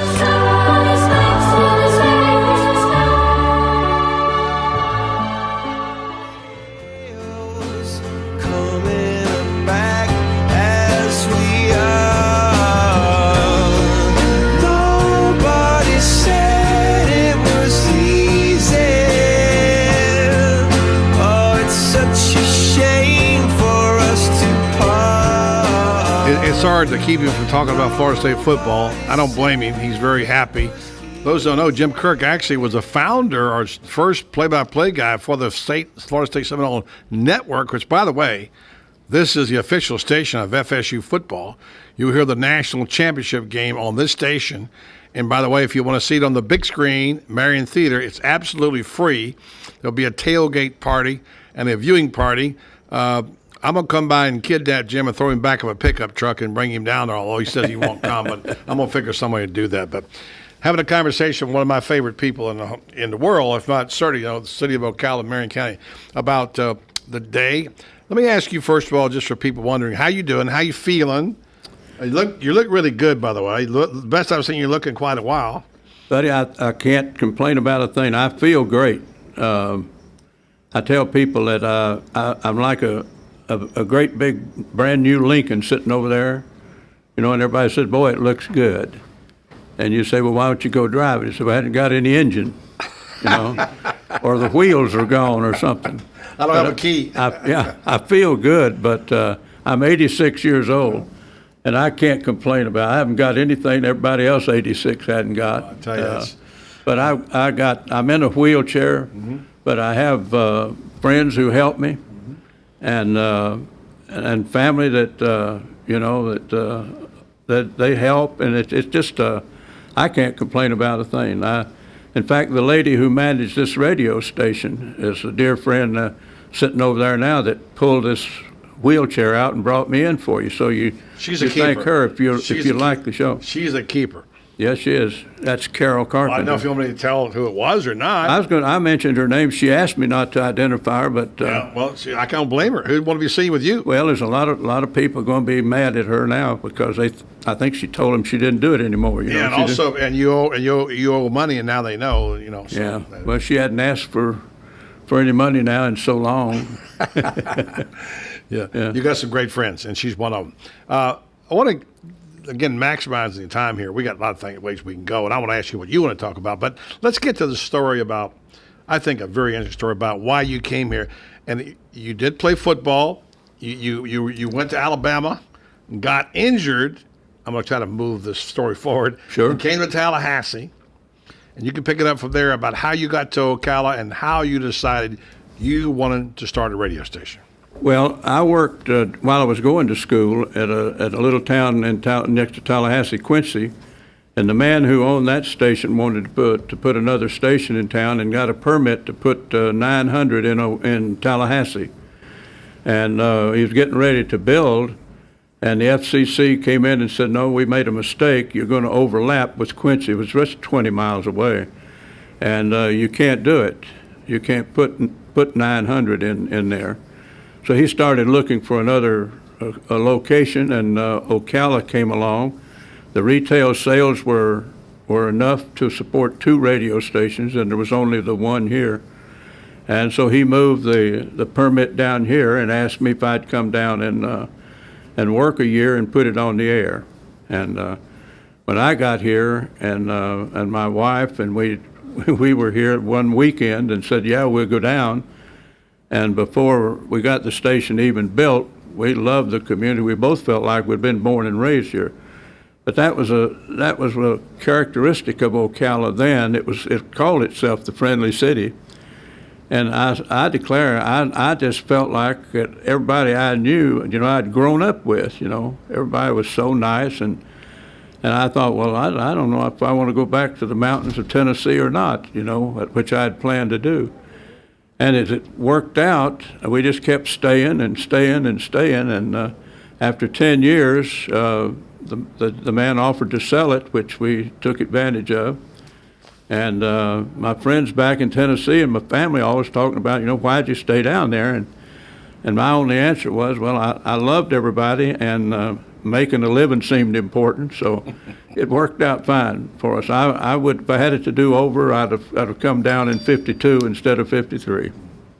It all worked out well. And you talk about walking the streets and asking people what kind of station they wanted. Well, we didn't know what kind of programming we would do, and the owner said, well, how are you going to find out? I said, well, I'll just go ask them. And I spent all Saturday one time walking around the square and talking to people, asking what kind of music they liked and if they could hear it. And they liked country music, and they couldn't hear it. There was one station in Orlando that played it, and it was hard to pick up on those old radios. They liked gospel music. Some of them said they were driving all the way to Valdosta, Georgia to go to gospel sings, all-night gospel sing. And they wanted what we called back then ethnic music. And so I thought, well, that's simple what the program is going to be. We'll play country music, gospel music, and ethnic music, Rhythm and blues in there. Rhythm and blues, that was it. Now, that's a mixture that you think, who in the world could put something like that on the air today? We did it. Well, I don't know. You couldn't. I don't suppose you could, because one group would probably not like the other. But we started out with country, went to gospel, and went to country again. But our biggest selling point, buddy, was news. We started out running news every hour. Ed Shearer was one of your people, right? Yep, 15 minutes at noon. And we were running local news and covering things that even the newspaper couldn't do, because we get it right on right away. And so I think that was one of the real kickers. And as time went along, the rhythm and blues didn't pan out too much, but we took gospel and country to the day I left. I continued to play it. And I'd like to think we took credit for a lot of making country music, bringing it up to the level that it is today. Because back then, half the stores we'd go in to sell, they say, well, you're playing country, I don't like it. And of course, our answer was, well, I don't care whether you like it or not. What about your customers? That's all we're trying to reach, We won't do a commercial for you. We'll do one for your customers and see if they come in. And it got great results, buddy. We couldn't have worked out any better. And another thing, to show you how this community was blessed as far as we were concerned, there wasn't a single year that the retail sales didn't increase. And from the time I started till the time I sold in 1993, the retail sales in this community increased every year, which is the key ingredient of what an advertising the group has got to have, whether it's television, newspaper, or whatever. So we were blessed from the very beginning, and still are. I mean, as I tell people, my wheels run on this thing. The cushion gets uncomfortable, but the wheels keep rolling. Well, you had a very big role in the community, in helping shape the community. As a matter of fact, I have a text here from somebody who said, are you speaking with the legendary Jim Kirk, they say? I said, yes. He said, tell him thank you, this is a young person, thank you for helping Ocala to become an all-American city in 1995. And he said, I've actually read about him in a book about Ocala. Well, that's very nice. I appreciate that. You get up at my age, outside your family and a couple of dear friends, you wonder, if anybody remembered you, and that makes me feel good. Well, it should, and I wrote something coming up in the next issue of a magazine, which hopefully you'll be appearing in soon if we work all this out, is about what I consider giant oaks. I've told you this story before. I mentioned there have been some people that just are irreplaceable. They're like giant oaks that go over in a hurricane. You can build the houses back, but you can't get the oak trees back up because you've done so much in the community. And I mentioned you, and Doug Oswald and several people like that had such a big role in the community. And talk a little bit about why you decided to get into politics at that time, and what was your driving force, and tell me about some of the things you're proudest of you accomplished as mayor, other than we talked about the whole issue of the wars and what have you. But what were the things you're proudest of as a councilman and a mayor, as a citizen of Ocala? Well, before I do that, and let me just say this, buddy, about your suggestion about the Oaks and as they relate to people. When I first got here, there was a feeling exactly the same way. As a newcomer, I would sit with some of the older people, Dick Chazal and David Lee Skipper and some others who grew up here, and they would talk about the fact that the Oaks were dying out and what were we going to do. Mr. Cavanis was going to be gone, and Mr. Bidding was going to be gone, and Mr. Frank was going to be gone. What was going to happen, you know? And just what you're saying right now, I heard 60 years ago. So don't worry about it. There's plenty of oaks growing out there right now.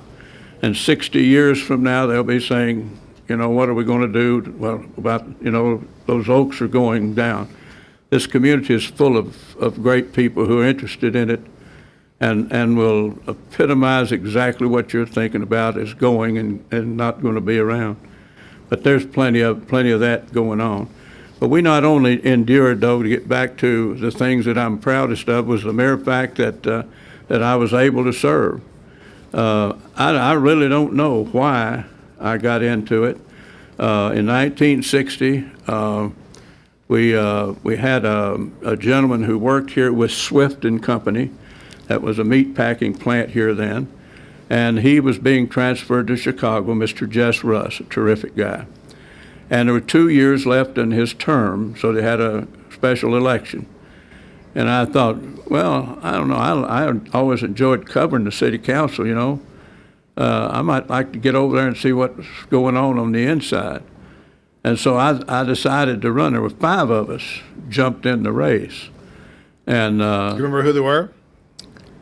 No, I remember one of them was named, I don't remember, one of them was named Thompson. That's why I remember that, I don't know, because I knew a lot of Thompsons back in the mountains.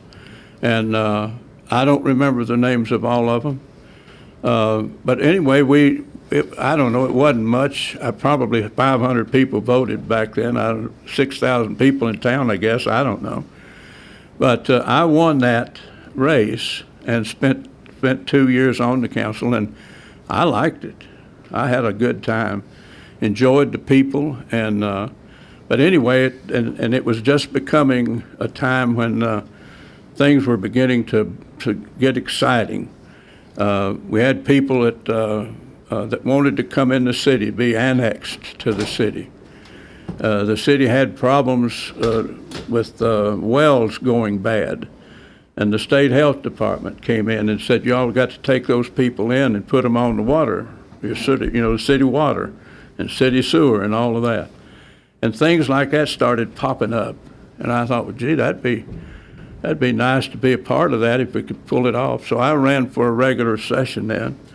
And then later on in 1964, when the racial thing was really beginning to boil over, I was appointed on that committee representing the council on Mayor Ayers' biracial committee. Willard Ayers. And yes, and he had won a hot race against John Marshall Green for that job. Another terrific man, by the way. John Oh, Marshall. boy, that was a race. That was a good one.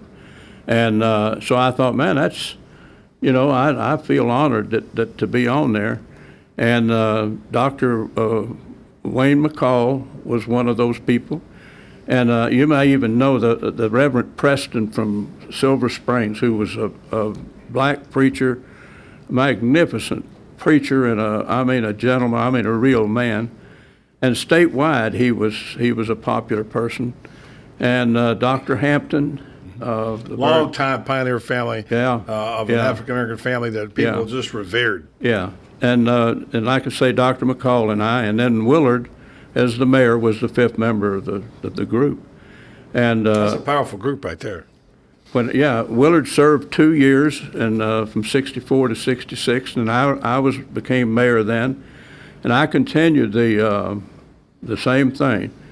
And I've never made this public, but you'd be surprised who the member was that I put on there to replace myself. I would be. Bernard Watts. Bernard Watts. Bernard Watts was a newspaper editor. He didn't take it, did he? Yes, he did. And late Bernard Watts, one of my boss, guy who hired me. At the newspaper. The remarkable thing about it was the newspaper took some, hard lines against the fact that with this secret committee that had been appointed, and the Sunshine Law had just come in, and it was illegal for councilman or any elected official to get together and talk about anything. It was called the Sunshine Law. Still there. So the newspaper was trying to hang us because we were violating the Sunshine Law.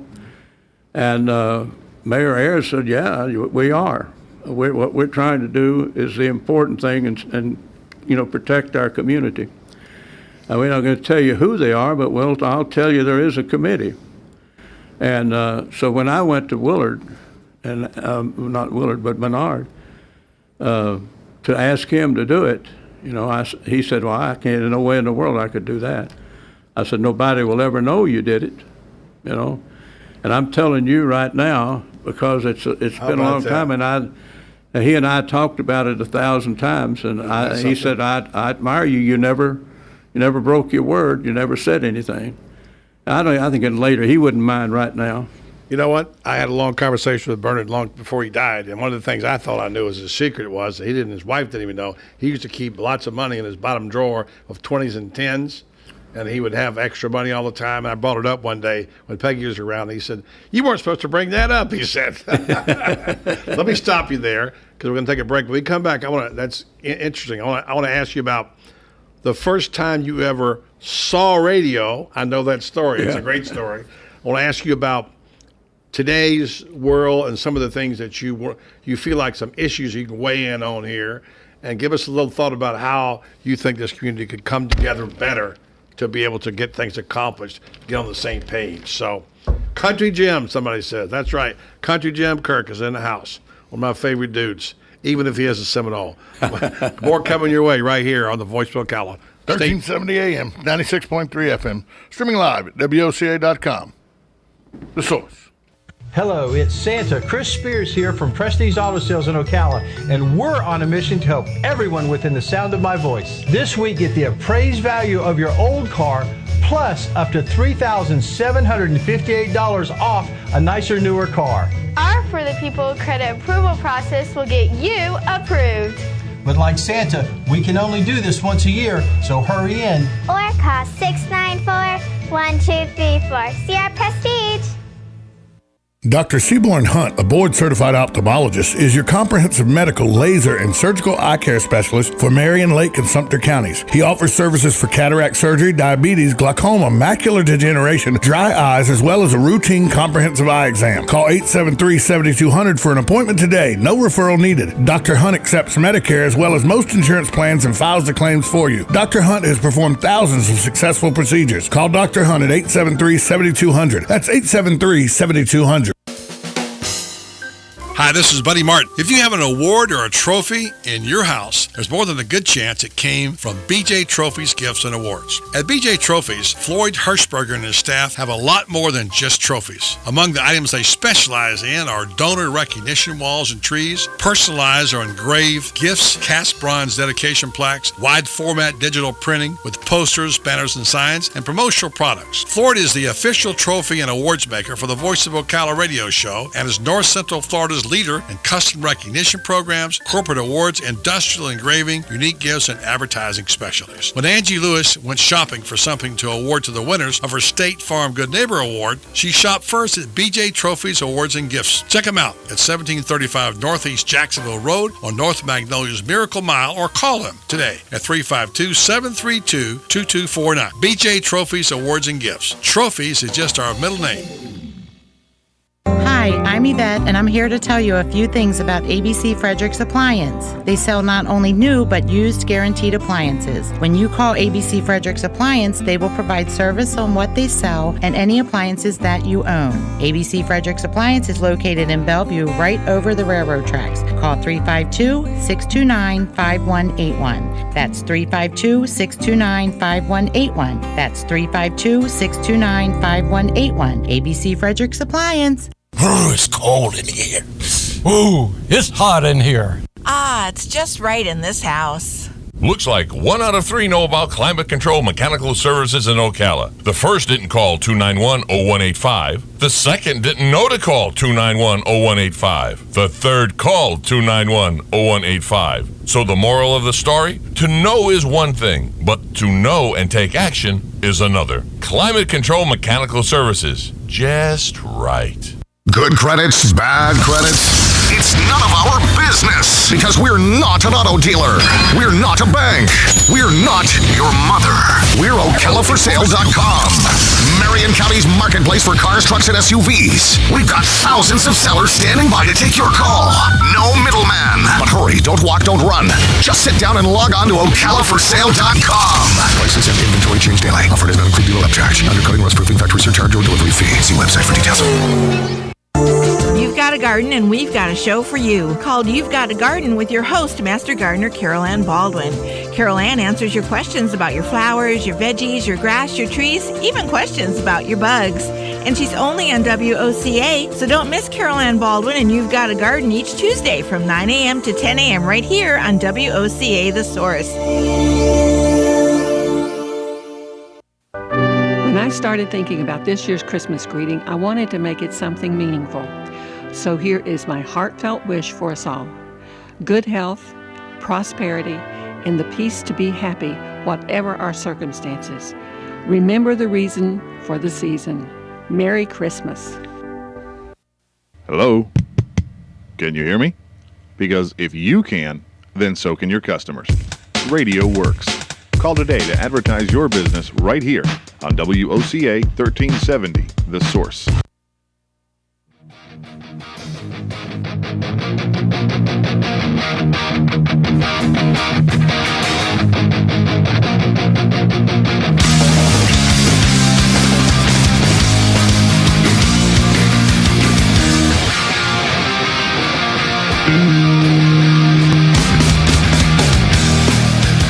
Welcome back to Voice of Ocala. One of my favorite people to talk to, and especially interview on the radio, a guy himself who's been in radio forever. Used to have an old museum of radios, and I'm asking him to tell us a story about the first time he ever saw radio. He didn't hear it at that point in time. A country boy from up in Tennessee, hills of Tennessee, and that's why he was named Country Jim when he came down to Ocala. We'll talk about that, and then we'll get his thoughts on some issues today, but welcome back, Jim Kirk, our special guest today on the Voice of Ocala. Jim, when I interviewed you for a magazine piece a few years ago, we talked about your first experience in radio. Can you share that story again? Buddy, I remember it very well. It was 1937, and I came to town with my uncle to buy stuff about 12 miles out of town, and rode the wagon in, and stopped at somebody's house for something to drop off, I don't know, pumpkins or something they ordered, and there was a radio playing. I had not heard a radio. I was 10 years old, and I could not believe. I sat there and I watched that thing, and I could not get away from it. And this voice coming out of a box, and I could see everybody in the room, and nobody was talking. And it just absolutely blew my mind. And in the first place, it was electric, and we didn't have electricity out there where I was either. And so I couldn't believe it. And my uncle had to practically, threaten to call the sheriff to get me to get back in that wagon and leave. It never left my mind that someday I'm going to get in that box, and see how it worked. And it just, I don't know, from then on, I moved to town then 5 years later, and of course a lot of people had radios, not everybody. But they were expensive. They'd cost as much as a car, and which is almost $500. Anyway, and then when I got in the Army, buddy, believe it or not, I was in the 82nd Field Artillery Battalion, and I became a forward observer's radio man, which means, the forward observer went out as far into the enemy lines as you can and radioed back to tell them where to shoot the howitzer, the bullets are over. And I thought I was something else, that little radio telling them this, that, and the other. And while I was in the Army, I applied for a radio school in Boston and in New York. As soon as I got out of there, I wanted to go to school. But and I did go to New York and then to a school in the RCA building, and ran into a man from Alabama named Trammell, who was president of NBC. And he said, well, if you want to be in radio, go to college, go to university. But it won't be long before every little community in the country will have a radio station. At that time, it wasn't probably 50 radio stations in the United States of America. And I thought, you mean where I live might have one? He said, every little town will have one someday. Well, I didn't know if he was, medicated or what, but I didn't like where I was. All they were doing was laughing at my southern drawl and using me as an example of what you don't sound like. So I got on the bus and went back to Tennessee and applied to the University of Alabama. He said the two best schools to go to would be Alabama or Columbia there in New York. But I was 6 weeks in New York, and I was ready for Alabama. But you spoke better Alabama than New York. Yes, yeah, I sure did. So anyway, I came back and studied speech, and I was at Alabama 1 year, and then transferred down to Florida State. At that time, Florida State had just converted from a girls' college to co-ed. I don't know, it had 3,000 or 4,000 girls and 300 or 400 boys. And you could look like me and you and get a date there, buddy.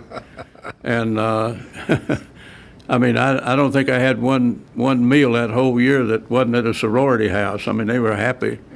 It was a wonderful experience, and I've said 1,000 times, if I had 3 years to do over again, I'd be in Tallahassee going, working the sorority row, as they called it. But I enjoyed it very much, but got into radio, worked in radio in between semesters, and worked in radio while I was going to college. And I don't know, it seemed natural because it was something I wanted to do, loved doing.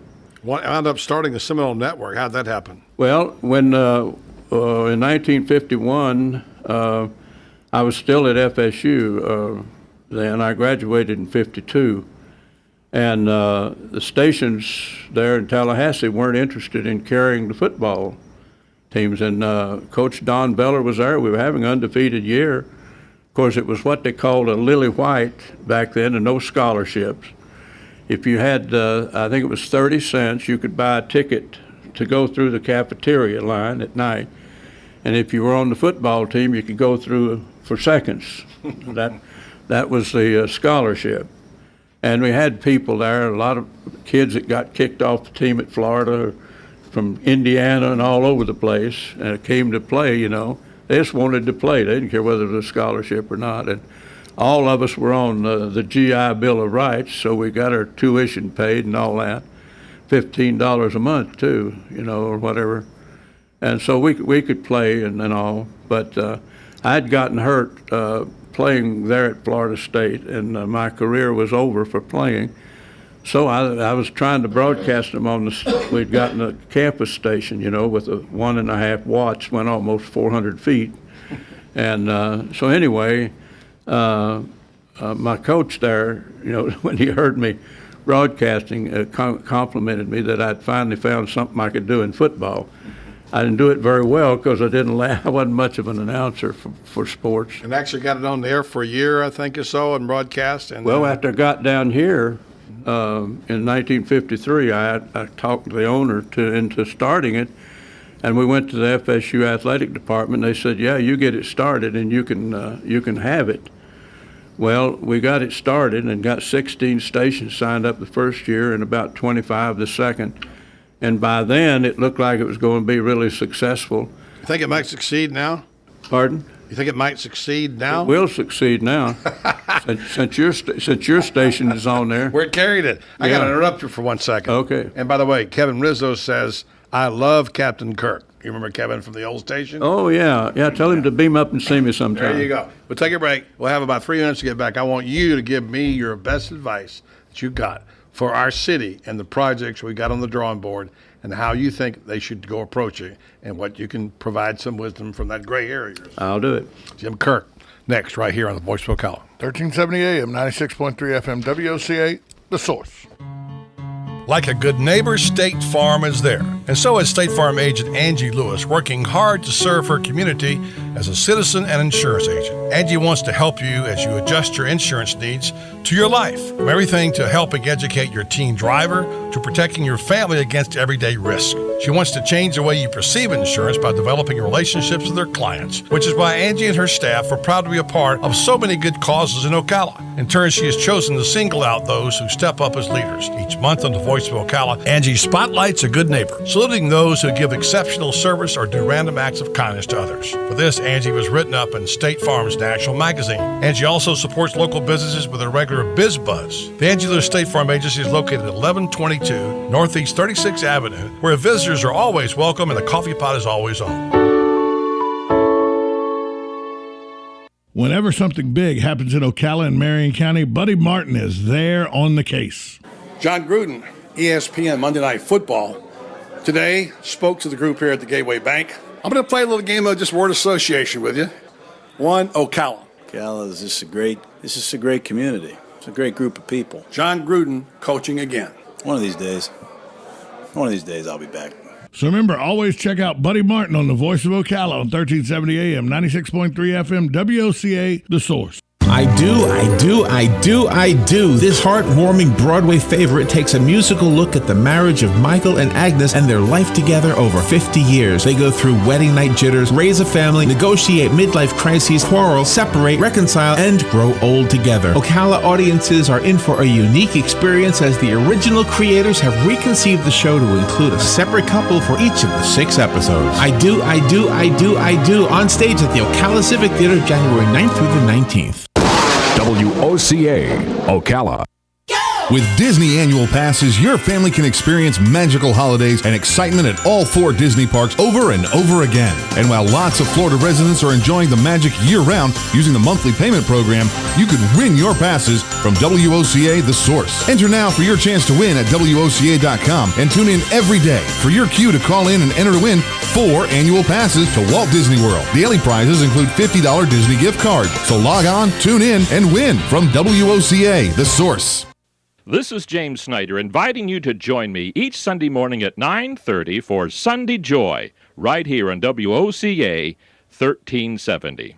For illnesses and minor injuries, visit Family Care Specialist Urgent Care offices with 2 convenient locations. Our North Ocala office is at 1111 Northeast 25th Avenue, and our Bellevue office is at 4850 Southeast 110th Street, right next to Walgreens. The medical team at Urgent Care can also handle well child and well adult exams, school and work physicals, immunizations, laboratory services, EKGs, and x-rays. Most insurances are accepted. Walk-ins are welcome. Family Care Specialist Urgent Care for illnesses and minor injuries.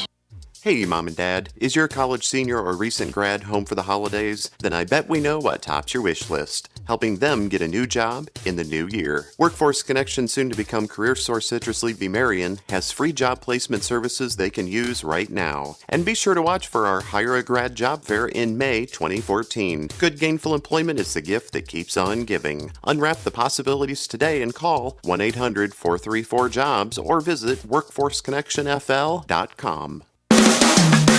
Jingle bells, jingle all the way. Happy holidays from all of us at WOCA.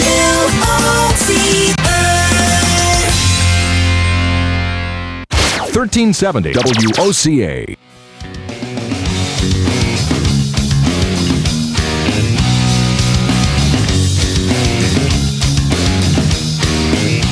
All right, a couple minutes to go with Jim Kirk. I want to maximize this as much as possible. So, Jim Kirk, I'm putting you to work. I want you to answer the following questions in rapid fire, okay? Okay.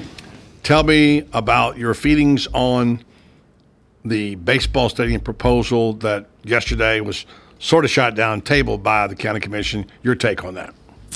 Well, my take on it would be that if they want to get it sold, they're going to have to go back and start all over again and present it as more than a baseball field. It has great possibilities. So they need to talk about all the venues that could be there. It could be used for, if they're only going to play baseball 50 games a year and let it sit there, then that doesn't make any sense to anybody. But if it's an all-purpose facility that can be used for a lot of things, and if it is, I haven't heard. So it needs to be explained more, is what you're saying. Better. That's right. They should have gotten together in the beginning and laid out a plan that would include every possibility that could be, because the community needs a lot of things, a place to do a lot of things. Maybe a 1 cent sales tax would do for everybody, and they could do, like was proposed by Brad Rogers, the Star Banner, do a lot of other things for the schools. And, of course, as you know, a sales tax only can be used for infrastructure, and not right now. The current law can't be used for salaries. Needs to be well planned, the presentation, and if it is then a worthy project, they'll vote for it. Right. Okay. This is what I want to get to you. What do we need to do to bring this community together to work on things that are important, like this and other issues? What's the secret? We've never taken one step forward when the people who were going to be involved the most didn't get together and sit down in the beginning, not in the middle of the project proposal. The annexation for the city was a huge thing back in the 60s and 70s. People didn't want to be annexed. They didn't want to be in the city. And once we got the people outside who needed to be in for a number of purposes, for water and sewer and all that, and the protection, septic tanks were not very good, and the city was full of them. Once we got everybody together, the communities that needed to be in, with the city people who didn't want them in, it began to work out, and the next thing you know, we're having elections, and it's zipping right through, and we're annexing the people that need to come in, and it was a question of getting the people who were going to be involved, who were going to be more affected than anybody else, and making them sit down and talk it out. And of course, getting on the same page in the hymn book, and that's the key. Easier said than done, apparently, but I think the story you told earlier, we got 30 seconds, about bringing together the radicals on both sides of the race issue and getting that work together. If they can work on that and work through that, certainly the issues in this community can be resolved. I want to take a minute, just a second, to thank you, Jim. Appreciate your time. Great to see you up and about and around and feeling good. Congratulations on your Seminoles. And you got 10 seconds to give me a score between Auburn and FSU on the 6th of January. Florida State 35, Auburn 17.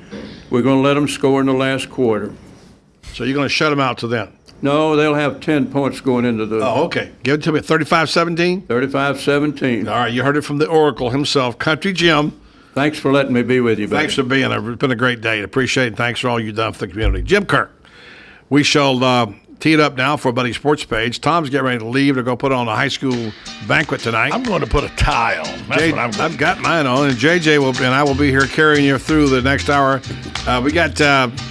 Ping. Some great guests. Ivan Mazel. Ping and Lord and Ivan Mazel coming up next on Buddy Sports Page. 1370 AM, 96.3 FM, streaming live at WOCA.com. The Source.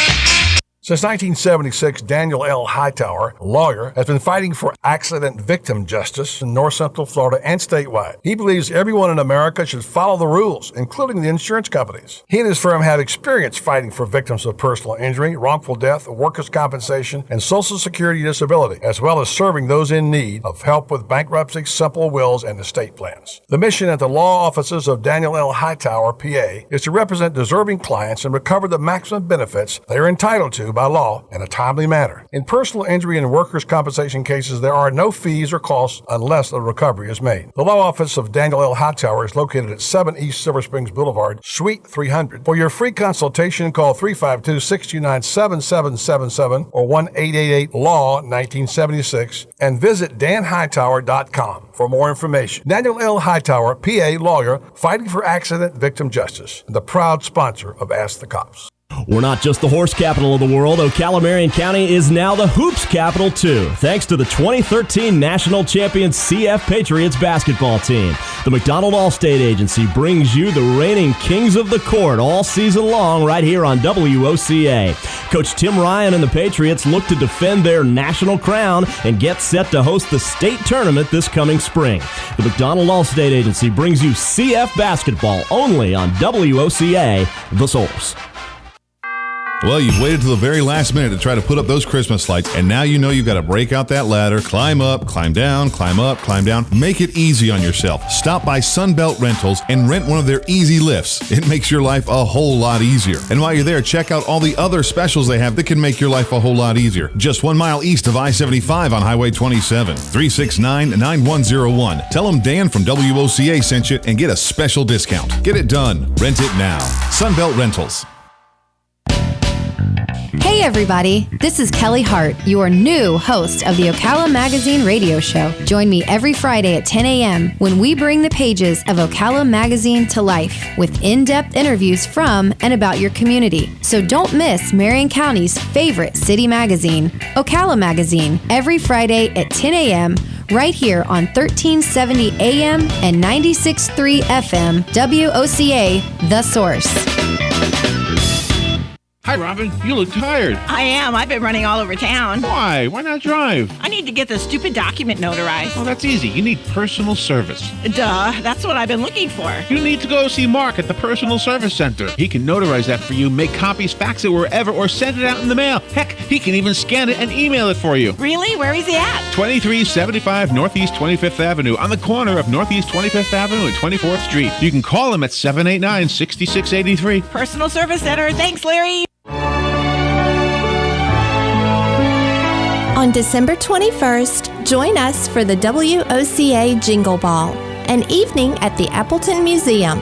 From 6:30 to 8:30 p.m., come enjoy the beautiful collection of colorful trees, nutcrackers, and countless decorations throughout the Appleton Museum.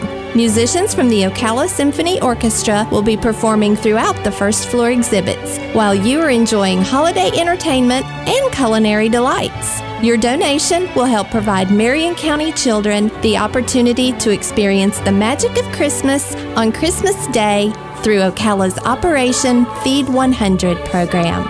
A limited amount of tickets will be available, so for more information and to purchase your tickets, go to WOCA.com and click on the Jingle Ball link.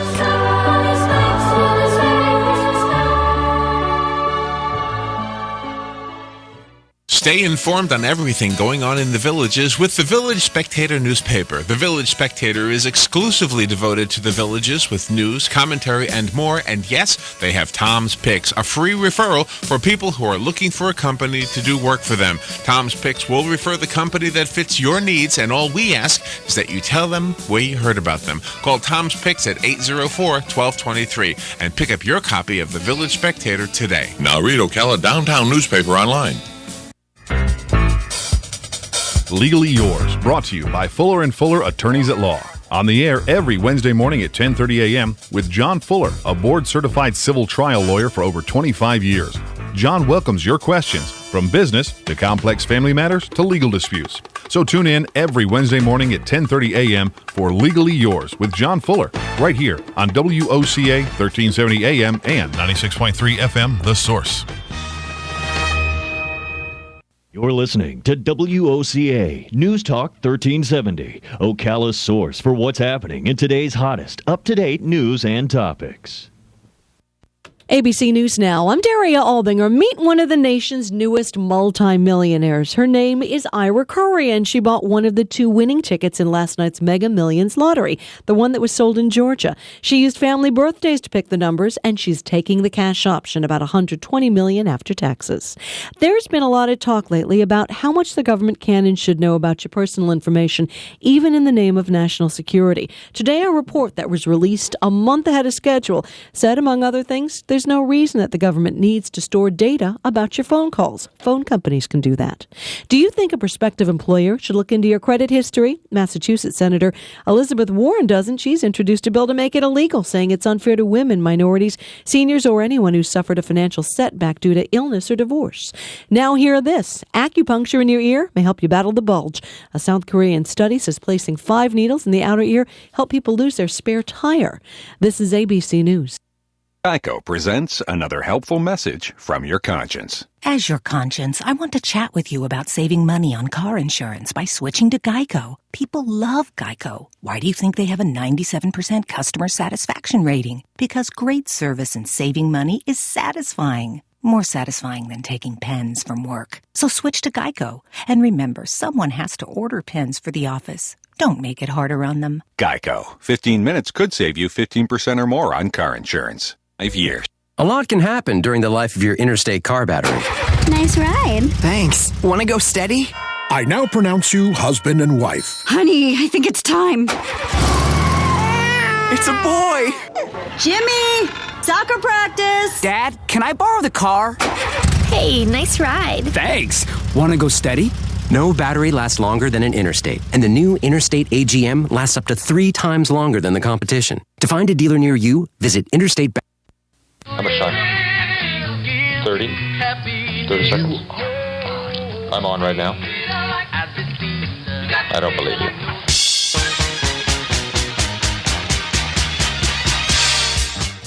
Okay.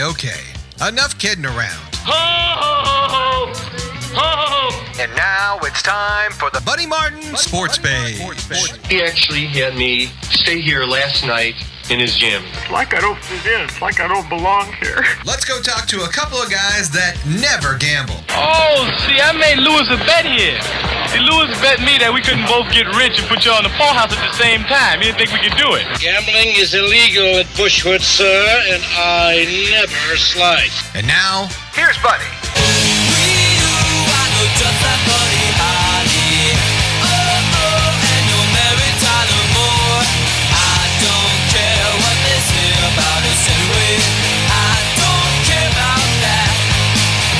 All right, welcome to Buddy Sports Page. Glad to have you here on a Wednesday afternoon. Buddy Martin along with JJ, Austin in the house. We've got a lot of sports to talk about today. Gators' big win last night, Madison Square Garden among them. Some comments by Dwayne Wade that got people kind of ticked off. LeBron's injury. Also about a local product. Big honors for Terrence Brooks at Florida State. We'll tell you about that. We've got Dave Pingalore scheduled later in this hour. And a special treat about 5:15, Ivan Mazel of ESPN will join us here on the program to talk about college football and what would happen if this year there had been no BCS and how the standings would have been. Also, his comments about the Heisman and what you should do when you're voting for it. He's a Heisman voter. We'll get his take on that as well. Meanwhile, we got some hoop tonight. Big game between the Heat and the Pacers. We got some stats, which Tom, by the way, has left the program. He's on his way to go and do the high school football banquet tonight for our players of the year, of the week, and coaches of the week. And he is over there with Tom James, Mojo's. We'll be joining him about 7:15 to celebrate the occasion, sponsored by Kevin McDonald's Allstate Agency. And glad we could do this tonight. It's going to be fun to meet a lot of nice folks. It's an achievement when you accomplish something in high school. I thought about this today as I was reading some material about when you set out and you have a goal and you have an idea of what you think you want to do, what's next. And what's next is that once you think you want to do it, is formulating the idea and forming the habits to do that. If you've ever been an athlete or a business person, you know it starts with an idea. Then what's next? Then how committed are you to that idea? What kind of habits do you form? And all these young men and their coaches ones that are still left, because a lot of them are Right. gone, were people that decided they wanted to accomplish something, set out to play high school football, form the right habits, and did it well. So this is a good message for us and our community when people do that. Meanwhile, JJ, we got news. Yes, we do. The Gators won last night, 77-75 in Madison Square Garden, like you said, against the number 15 Memphis Tigers. Some ballers in that group. Yes, both teams can play. Casey Prather, 22 points, and Dorian Finney-Smith coming off the bench. A lot of minutes, 29 minutes, 14 points for him. Just pretty good. I only watched the first half, but Casey Prather looked really great. 8 for 13 night. yesterday. 22 big ones last night. He always does it quietly, too. Yeah, this one he had a terrific. He probably had to keep playing the game. That layup he made, wrong-handed layup he did when they needed to play off a screen. Good call. Anyway, go. We'll talk about that in a And minute. better news for Florida also. They're getting an Alex Murphy forward from the Duke Blue Devils. That is the brother of former Florida big man Eric Murphy, of course. So he will be leaving Duke. And in the NBA tonight, the Heat play the Pacers for the second time in around a week. We had talked about this matchup last week in Indiana when the Pacers came out on top. Now the Heat look to single this or even the series out, and they will be doing it maybe without LeBron James. He's uncertain for the Pacers tonight. He didn't practice yesterday, missed shoot around. But LeBron's the kind of guy where, I don't know, I just have a feeling he's probably going to be in there tonight. Well, here's the thing. This is a pretty huge regular season game. It is, and it's the Eastern Finals, Conference Finals you mentioned. I got some stats in front of me on LeBron, which I won't read now, but he tears up the Pacers. Doubt if he's injured, he reach these numbers. We'll talk about those later. And I imagine your boy Paul George will have a big night Who tonight. people are saying is second or third best player in the league right now. So pretty insane. Another insane basketball game last night that probably no one around here saw, but somebody you need to know, Damian Lillard. You know who he is, Austin? I do. Point guard, Trailblazers from Weber State, correct. Correct. Hit a three from about 29 feet out, buddy. It took like almost 2 seconds when the ball left his hand to even get to the basket. And that was the second game in a row he's hit a last-second game-winning jumper. 119 to 116. Trailblazers, they have the best record in the NBA right now, buddy. 22-4. LaMarcus Aldridge, great on that Nobody team. sees that over here. Right. We don't know. We don't get to see Portland. I'm Two not saying- potential superstars on that team. I know. LaMarcus Aldridge, if he played anywhere else, would be a common household name. In the NFL, Aaron Rodgers still not cleared to play next week. So They got Matt Flynn. Yes. I mean, they really don't need him. With 2 games remaining, the Packers are 7-6-1 and can win the NFC North title without their star quarterback. And this came out today, very interesting. MLB average salary, what do you think it is, buddy? Well, I'd probably it went up 5.4%. I'd be nowhere close to. You're saying not the minimum. What's the minimum, by the way? Is it like a million? It used to be 800,000 or whatever. 830,000. Okay. Or no, wait. It's up from that now. Probably close to a million, isn't it? I'm not sure. I got to look it up. Anyway, it's not important. So if the minimum is close to a million, is this a median salary or the average salary? Average. It's got to be $6 million. No. No? But it's Not that high? 3.39. No. Oh, okay. I'm thinking about all those high contracts. Right. If you take A-Rod's contract and factor it in there, Let's see. MLB minimum salary. In 2012, it was $480,000. See? It's not too bad. So it's less than I thought. Yeah. I thought it was a lot more than that. I remember back probably in the early 2000s, it was only like $250,000. Yeah. But obviously, this is the most out of any sport in America. $3.39 million Yeah, I thought as it'd an be a lot average more. player. Yeah. And think about it, in Major League Baseball, you do have all those games, but you're really not playing that much. If you're a pitcher, you're not. Exactly. There's bullpen pitchers that maybe 2 or 3 times a week. So 3.3? Yes. That's a pretty good year's work, I'll take I'd say. that. Yeah. Anything else, JJ? Nope, that's about it. By the way, buddy, did you happen to see the end of USF FGCU Yes, last we gotta night? talk I about did this. not. I couldn't get to I got a it. bone to pick with the NCAA and the rules and the NBA. Okay, Yes. buddy, have you ever heard the expression? I thought it was just an expression, but it's a rule. If it's less than 0.4 seconds on the clock, you can't score a possess. basket. Okay, well, No, last you can score a night. basket. You just can't possess the ball. The only how are you supposed to score a basket that basket? can be scored with 0.3 seconds left 0.3, not 0.4. is a tip. Okay, so last night, Florida Gulf Coast inbounds all the way across the court, Christian Laettner style. Yeah. And second OT, mind you. This is second overtime. Right under the basket, grabs it, falls back, hits a little jumper from behind the basket, and it's clearly before the red light goes on. But because the rule says you can't possess it and do it with less than They proved it wrong. That means the clock operator was slow. Probably. I guess. They've tested it, believe me. Okay. This came up in a college game. Because I'm thinking, if it can happen, it just did. Why? Yeah. Obviously, there was a clock operator. That's to keep the hometown clock guys. Well, actually, it was at USF. But that's the rule why you put it in, though, to keep the homework clock people from controlling that. Okay, that makes sense. And if it can't be done, believe me, they field tested that. So what did they do? They voided the basket. They lost. That's a tough one. By the way, Christian Laettner turned and shot the ball. So, I know. I'm just saying long pass. Yeah. USF won 108-106. So. Yeah. How about that? Must have been a heck of a game. All right. Real quick before we go to break. Has John Gruden had a change of heart? Word out today that John Gruden is supposedly open to hearing from Texas. Wow. Awesome. There's a change, huh? You know what? When he said some of the things he said about college, I still thought he had a little look in his eye that maybe he could do it. He never said he wouldn't, but he sure sounded like he didn't want to. Let's take a break, come back, we'll talk with Ivan Mazel. Maybe he's got a thought on that, of ESPN. After this timeout on Buddy Sports Page, stay tuned. 1370 AM, 96.3 FM. WOCA, the source. Hi, this is Buddy Martin. I want to tell you about a conversation I had recently with General Manager Pat Murray on the great family atmosphere at Country Club of Ocala. It's a family-first club.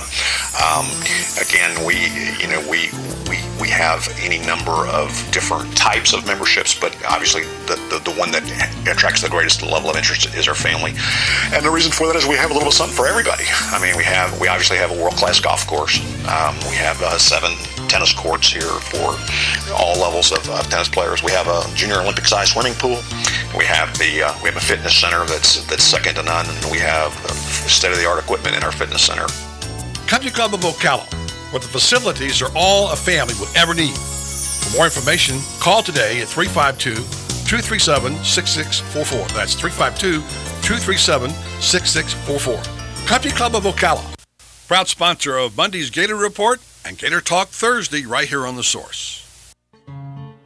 Like a good neighbor, State Farm is there. And so is State Farm agent Angie Lewis, working hard to serve her community as a citizen and insurance agent. Angie wants to help you as you adjust your insurance needs to your life. From everything to helping educate your teen driver to protecting your family against everyday risk. She wants to change the way you perceive insurance by developing relationships with her clients, which is why Angie and her staff are proud to be a part of so many good causes in Ocala. In turn, she has chosen to single out those who step up as leaders. Each month on the Voice of Ocala, Angie spotlights a good neighbor, saluting those who give exceptional service or do random acts of kindness to others. For this, Angie was written up in State Farm's National Magazine. Angie also supports local businesses with a regular Biz Buzz. The Angie Lewis State Farm Agency is located at 1122 Northeast 36th Avenue, where visitors are always welcome and the coffee pot is always on. Dr. Seaborn Hunt, board-certified ophthalmologist, the only ophthalmologist in Marion County offering bladeless laser cataract surgery with astigmatism correction. What does this mean to you? It means that your cataract surgery would be done with the newest and most advanced cataract surgical techniques on the market today. It means no more metal blades and more precise incisions. Laser cataract surgery combined with the new technology multifocal lens implants allows you the opportunity to be independent of glasses for most things that you do on a daily basis. Call Dr. Seaborn Hunt at 873-7200. That's 873-7200. Your home for Florida State football all season long. WOCA, The Source. Here's what you may have missed on the John Tesh Radio Show. Drivers slow an average of 10% after passing a "your speed" sign, and they tend to stay slower for several miles. A lot of dieters started blogging in order to prove that they were committed to losing weight, and once they started writing about their weigh-ins, they attracted an audience, which made them feel accountable to others. And that connection, it helped them keep going. Sleeping will do more for your grade or your business presentation than pulling an all-nighter. Intelligence for your life on the John Tesh Radio Show. Don't miss this stuff. Stay informed on everything going on in the villages with the Village Spectator newspaper. The Village Spectator is exclusively devoted to the villages with news, commentary, and more. And yes, they have Tom's Picks, a free referral for people who are looking for a company to do work for them. Tom's Picks will refer the company that fits your needs, and all we ask is that you tell them where you heard about them. Call Tom's Picks at 804-1223 and pick up your copy of the Village Spectator today. Now read Ocala Downtown newspaper online. Gene Powell Pasture Mowing. Our tractor services include bush hog, disking, front end loader, box blade, and stump grinding. We also have zero-turn mowers for the smaller paddocks, aisleways, fence rows, and lawn care. Fence row spraying is also available for weed control. We are licensed and insured. Gene Powell Pasture Mowing, 352-629-2440, or online at powellgene, Gene, at yahoo.com. Gene Powell Pasture Mowing. Habitat for Humanity of Marion County is a ministry dedicated to improving lives by providing affordable and decent housing. Help them help others by visiting the Habitat for Humanity Ocala home store on Northwest 27th Avenue. To schedule a donation, give them a call and they'll come and pick it up. For more information, visit habitatocala.org. Habitat for Humanity of Marion County, building homes, building hope, building community.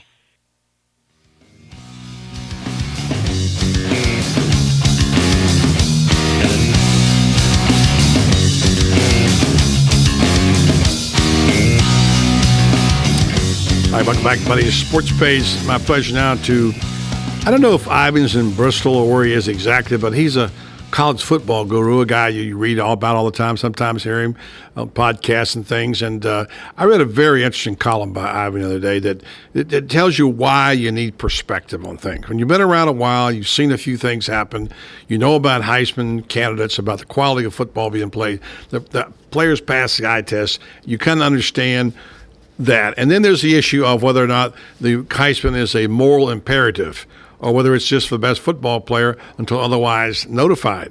I haven't put it in very good terms. I'll let him explain that. And also, I wanted him to tell me about the rumors, latest rumors, but the possibility of John Gruden at Texas. Ivan, how you doing? Buddy, I'm doing great. It's good to catch up. Happy holidays to you, my friend. You bet. How was your season, first of all? It was good. It was good. There were a lot of really good stories this year, I thought, and crazy finishes. And I think we've got a good championship game. I don't think it's the two best teams, but Auburn beat the one I thought was the other best team. Mm-hmm. So it is what it is. Mm-hmm. Yeah, and that would be a school called Alabama that you know something about, obviously. A lot of people share your thoughts about that, but it's like isn't it like the Final Four? The best team doesn't always win the championship? Yeah, no, you're right, and that's if people want a playoff, and that's what we're going to get sometimes, and it's okay. I mean, Auburn won the game; they deserve to be in the championship game. But I just thought it was funny that somebody in Vegas said Alabama would still be favored against both teams, right. Which is, I not going to ease the pain in Tuscaloosa anytime soon, but, I think Florida State and Auburn will be a lot of fun. I do, too. Looking forward to the game for sure. Let's talk just for a second about the Heisman. Jameis Winston, of course, what a season he had. I thoroughly enjoyed watching him play this year. There's certain players that have a certain amount of joy they have, and Johnny Manziel was that way. Well, you're entertained when you watch them play. Some players you admire, and some players astonish you with athlete. But the joy that players like that bring to the game, to me, is equally important.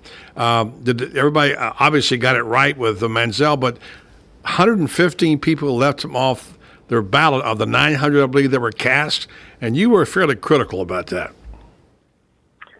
Well, all I said was, and listen, buddy, I voted for Jameis, and I struggled with it.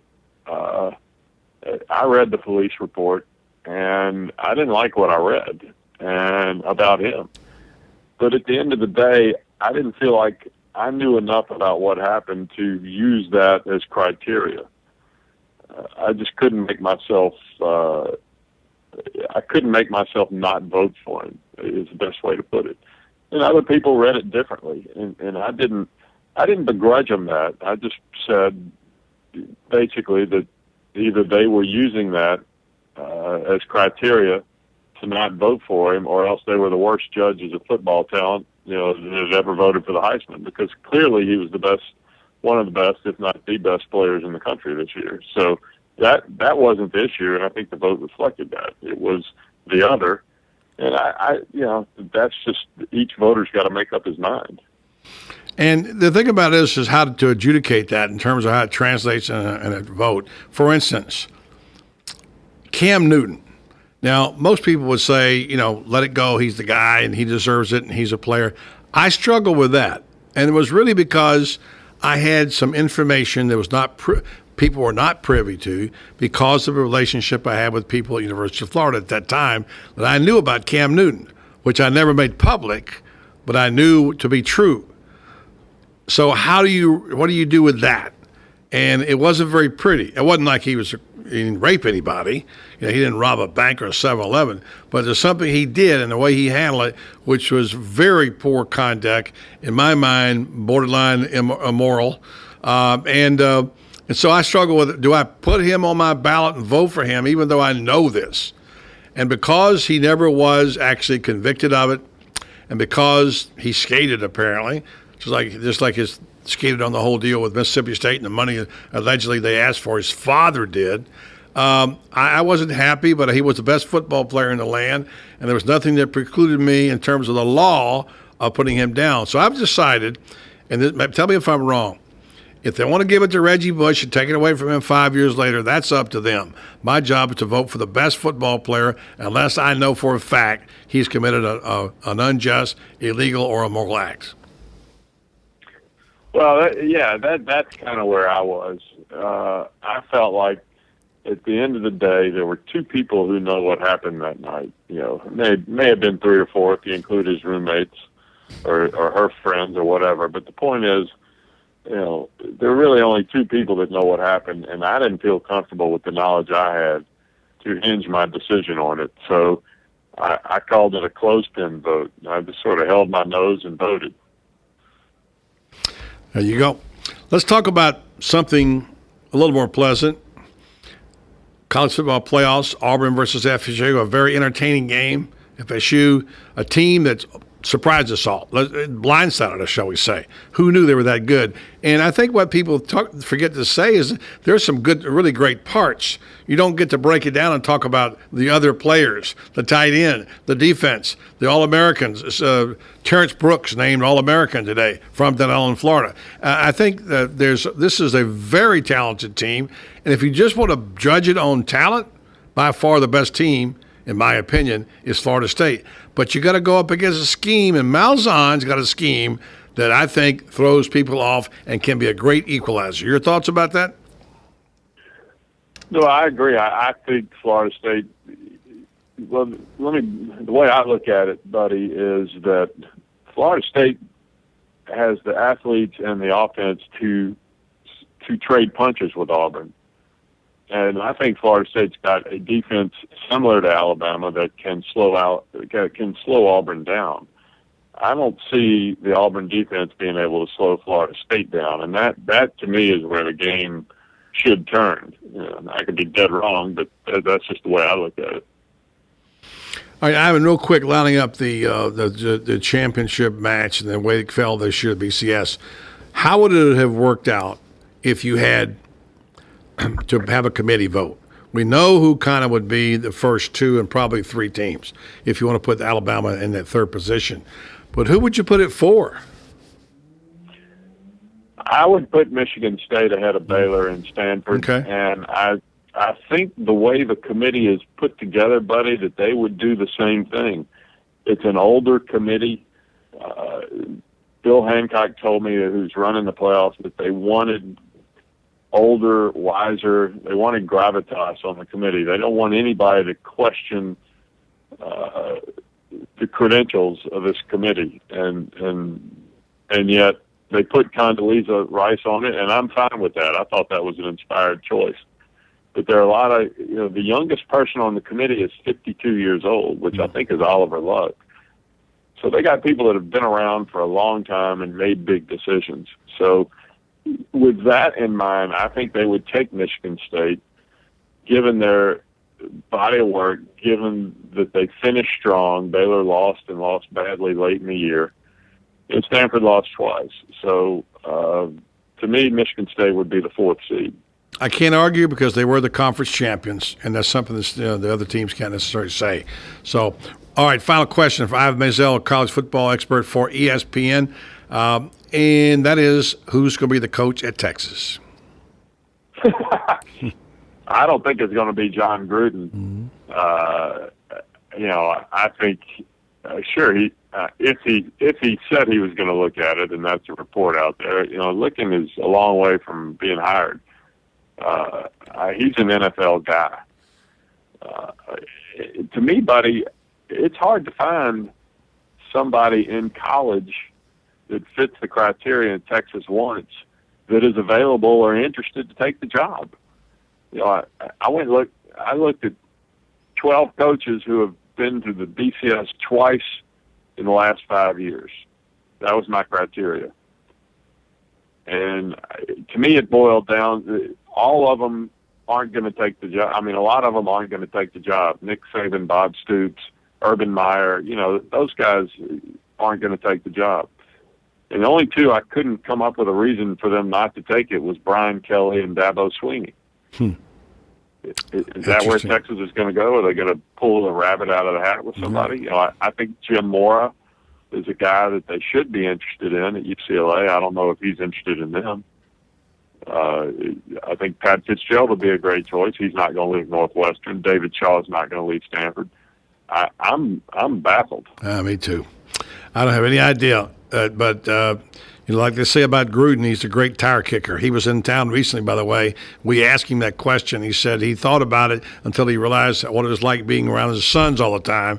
So I don't be around you guys like you all the time coaching. So anyway, Ivan, I really appreciate your time.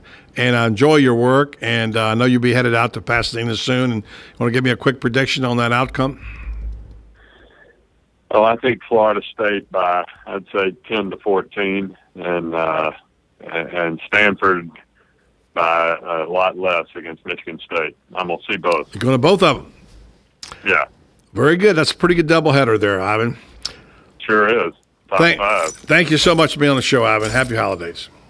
You too, buddy. Thanks. Ivan Maisel, ESPN, longtime colleague of Beano Cooks. Take a break, come back. If we can get him, I don't know if we can. We're going to try to get a hold of Dave Pingalore next. See if JJ can do his magic on his, what is this, 2 more days after the day. Counting it down, short timer. Yes. He's ready to get out of here, I can tell right now. Short timer. Back after this timeout on Buddy Sports Space, 1370 AM, 96.3 FM, WOCA, The Source. Hi, it's Lisa Midget, owner of Kinetic Motion Fitness, with a few tips to help you enjoy your holiday parties without putting on extra pounds. Tip number 1, always plan ahead. Never go to a party while you're hungry. Eat something small before you go so you don't gobble and gorge. Skip the eggnog. I know, it's hard, but instead, sip a glass of wine, then switch to water. Now, show off that hot body you've been working on all year. Wear tight clothes so you eat less. Elastic waistbands are a sure way to an expanded waistline. Next, make sure to socialize. If you're moving around talking, you won't be lingering by the food and dessert table. You can burn about 50 calories an hour just standing and talking. I bet I burn lots. Then, the next day, head on over to Kinetic Motion Fitness and try one of our many classes like Zumba, Pilates, yoga, boot camps, Pilates, or bar.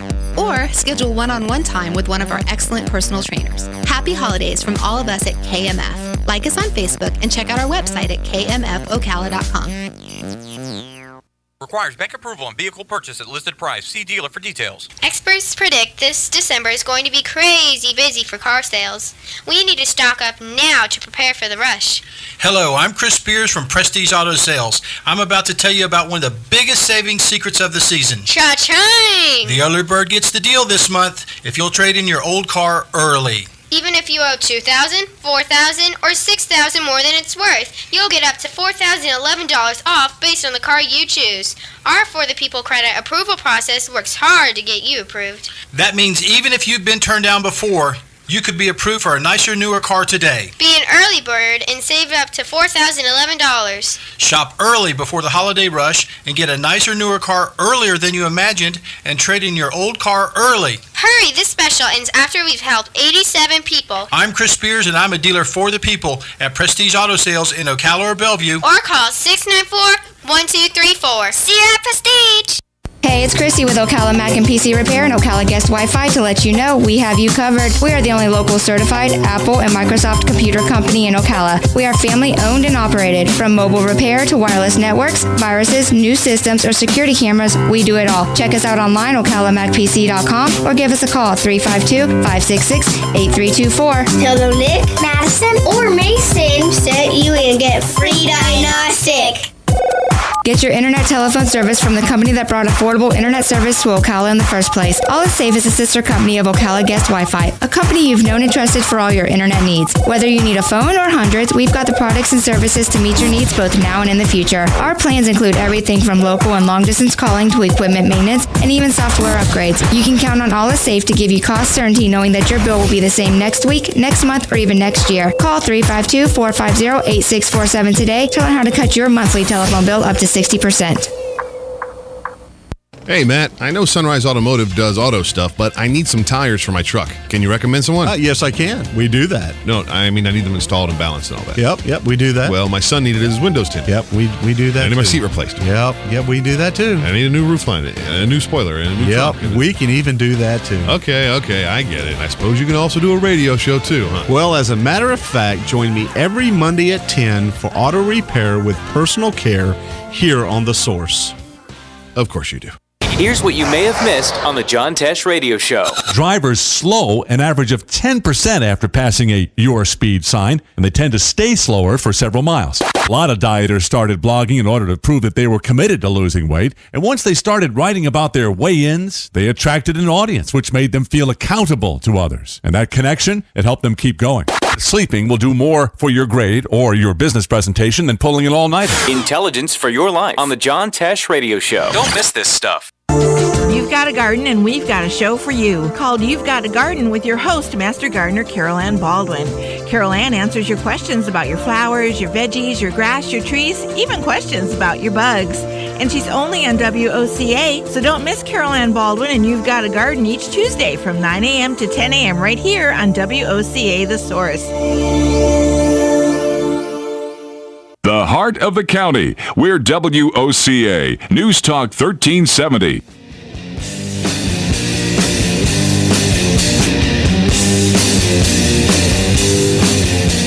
All right, you never know because he's a short timer. JJ's counting down the days, and he may have an absence, but he had a special request before he goes.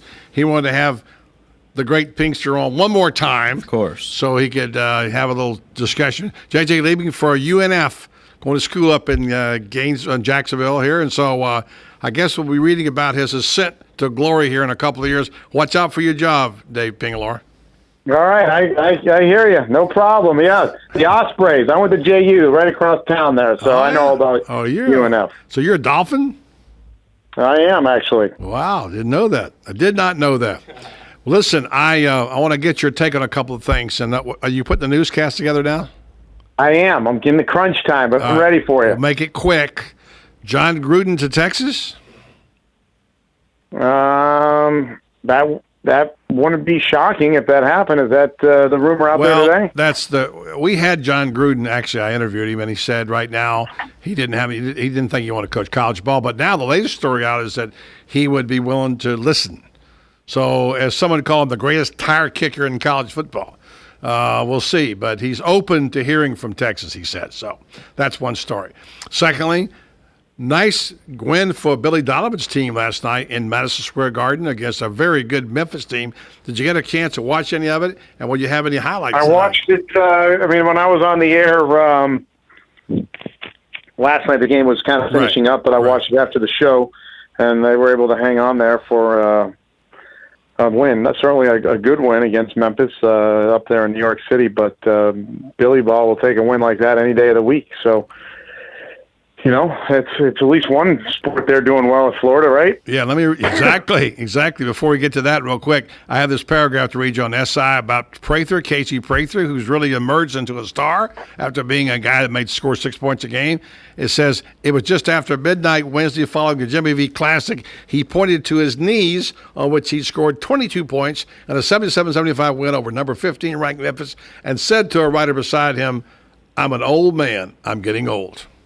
Casey Prather, who's 22 years old, says, but he sure looked like a young guy last night. He can still fly.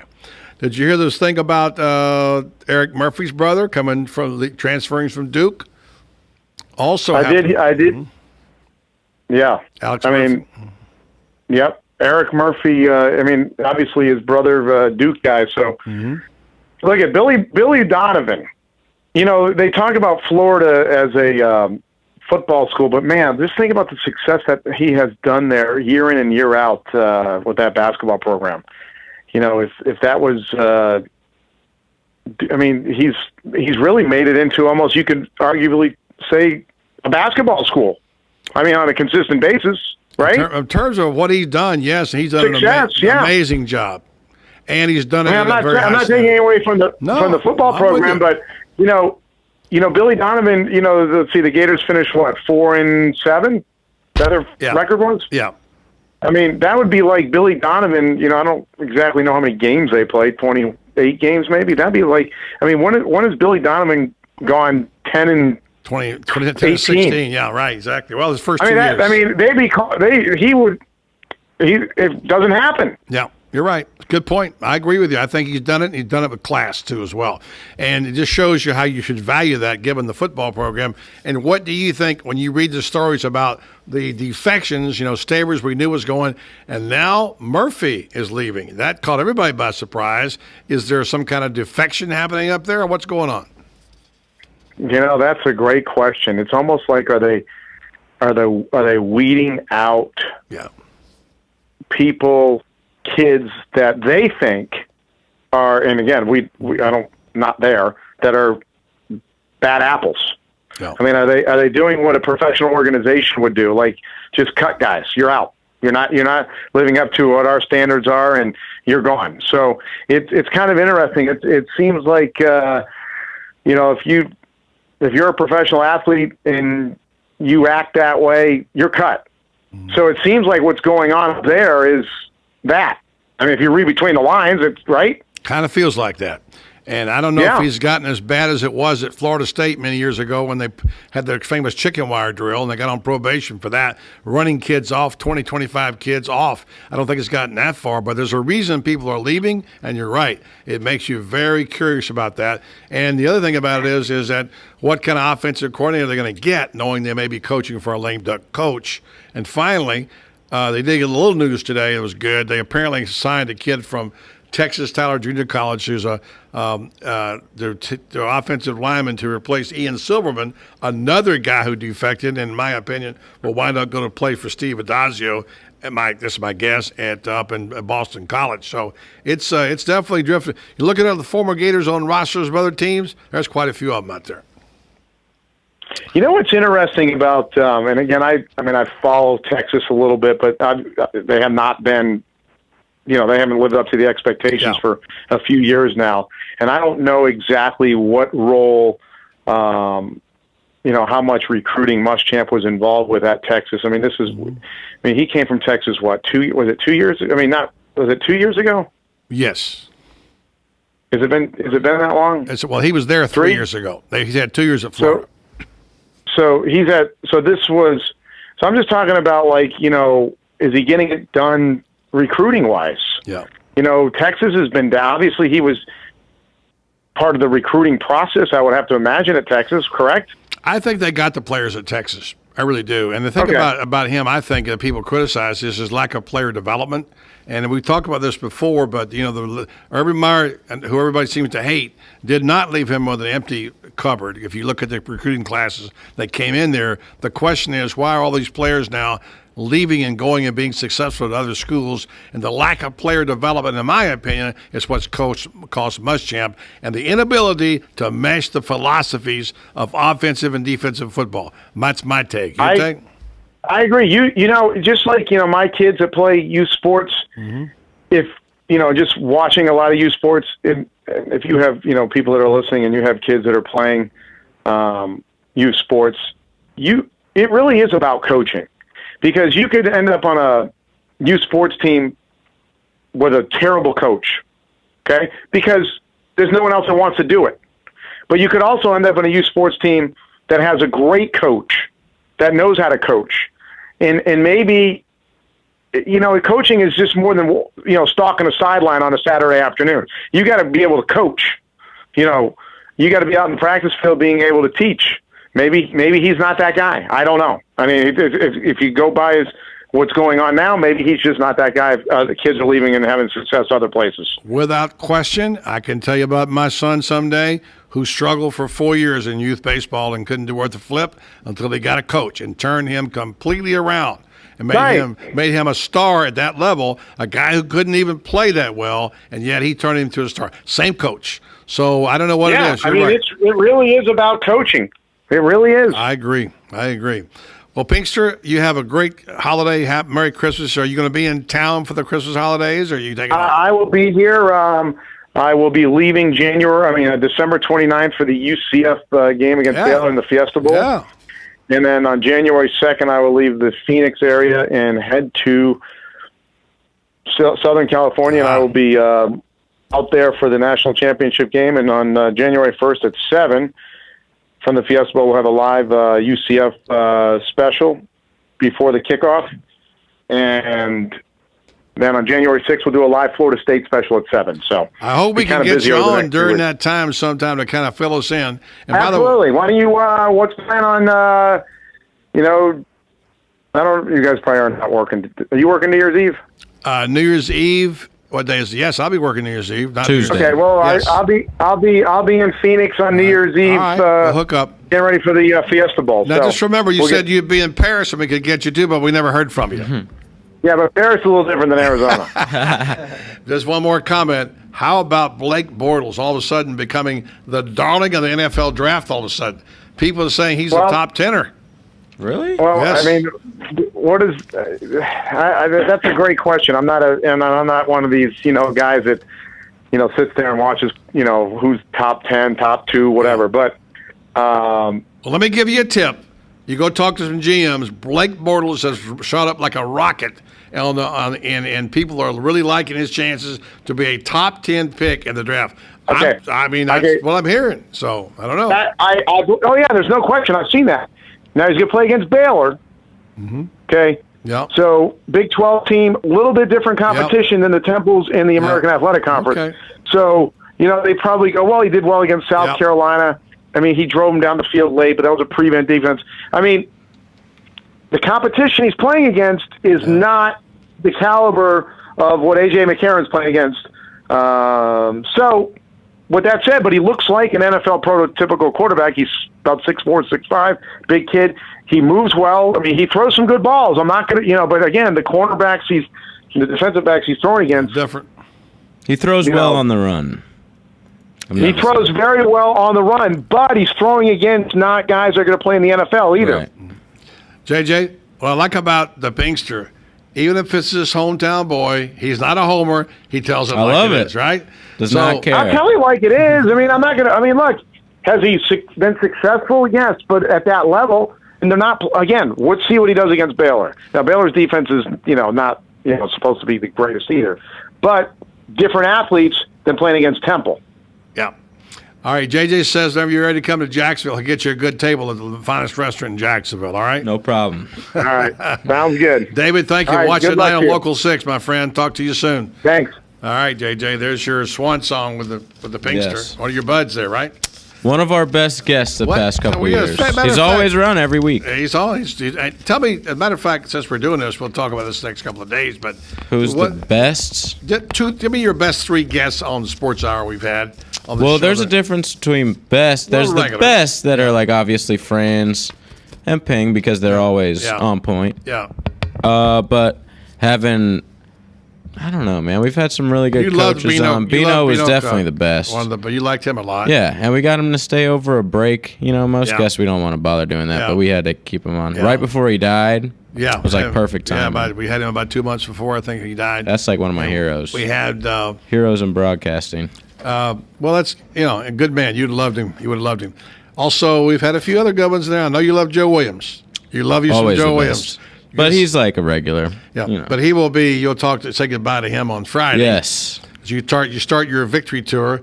You gonna make a tour now. Go stop it, and people are gonna give you presents, like these ball We'll players see. do. And you'll be going here, We'll and see. they'll give you all this stuff. Well, JJ, you deserve it, whatever it is. Shall we take a break? Yes. What do you want to talk about next? I'll give you your choice. We'll think of something. I'm sure it'll be NBA. We could talk about Dwayne Wade's foolish comments. That and also the LeBron's numbers versus the Pacers, which Tom researched before he left, and whether or not he's going to play tonight. All coming your way right here on JJ's Sports Page. 1370 AM, 96.3 FM, The Source. Got it. Having the motivation and making the commitment to quit smoking is a great first step towards becoming smoke-free. However, anyone who's tried to quit smoking knows how challenging it can be. Having the determination to quit may not be enough. You may need some help. If you're ready to quit smoking and are between the ages of 18 and 75, currently smoke 10 or more cigarettes a day, and can commit to participating for 24 weeks, you may be interested in a research study which is being conducted to evaluate the use of investigational drugs to see if they can aid individuals in their quest to quit smoking. To help you quit, smoking cessation counseling and all study-related medical care will be provided at no extra cost. You may also be reimbursed for your travel time. To receive more information about this study, how you can participate, please call Rinstar Medical Research in Ocala at 352-629-5800. That's Rinstar Medical Research in Ocala, 352-629-5800. Hi, this is Buddy Martin. If you have an award or a trophy in your house, there's more than a good chance it came from BJ Trophies Gifts and Awards. At BJ Trophies, Floyd Hirschberger and his staff have a lot more than just trophies. Among the items they specialize in are donor recognition walls and trees, personalized or engraved gifts, cast bronze dedication plaques, wide format digital printing with posters, banners, and signs, and promotional products. Floyd is the official trophy and awards maker for the Voice of Ocala radio show and is North Central Florida's leader in custom recognition programs, corporate awards, industrial engraving, unique gifts, and advertising specialties. When Angie Lewis went shopping for something to award to the winners of her State Farm Good Neighbor Award, she shopped first at BJ Trophies Awards and Gifts. Check them out at 1735 Northeast Jacksonville Road on North Magnolia's Miracle Mile, or call them today at 352-732-2249. BJ Trophies Awards and Gifts. Trophies is just our middle name. On the next AM Ocala Live, Robin and I will be speaking to Dr. Atal T. Patel. He's going to speak about spasticity, a neuromuscular condition in which muscles contract and spasm. News Bites, the hottest news and current events are bite size. And Hank Whittier will be on the air bringing you veterans news as he does every Thursday. Let's talk golf with PGA professional and golf college founder James R. Beckett. And then Pastor Walter B. Smith will be with us. He's the pastor of Heritage Baptist Church, and you hear him here each weekday morning on WOCA, bringing you his 2-minute feature called Bring Back the Bible. He's coming in to speak to us about Christmas. And then join Ocala Health System and Strive Physical Therapy Centers on the air as they talk about what you can do in rehabilitation. All of that plus some more news of 2013 trivia on Fun with Joe on the next AM Ocala Live right here on The Source, WOCA 96.3 FM. 1370 AM.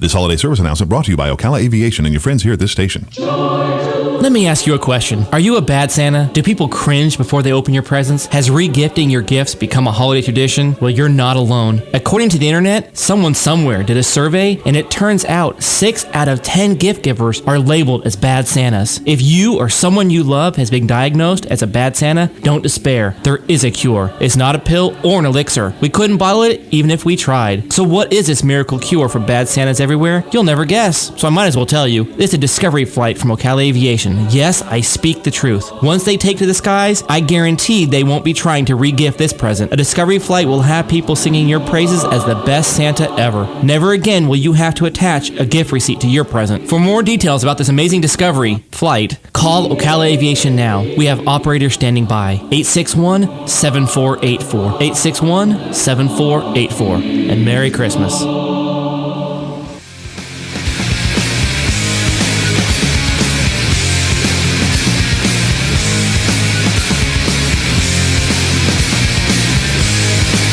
Welcome back to Buddy's Sports Page on this beautiful Wednesday. Night now.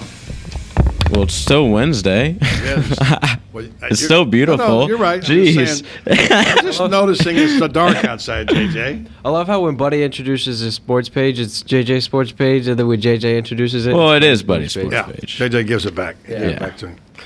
Dwayne Wade's Sports Page. You want to talk? You know, what are you so mad about Dwayne Wade I think for? he's being very. All right, Stephen A. Smith. Yeah. Sat down with Dwayne Wade to talk about the upcoming game against the Pacers and just some of the different things about the Miami Heat, and some of the things didn't affect me.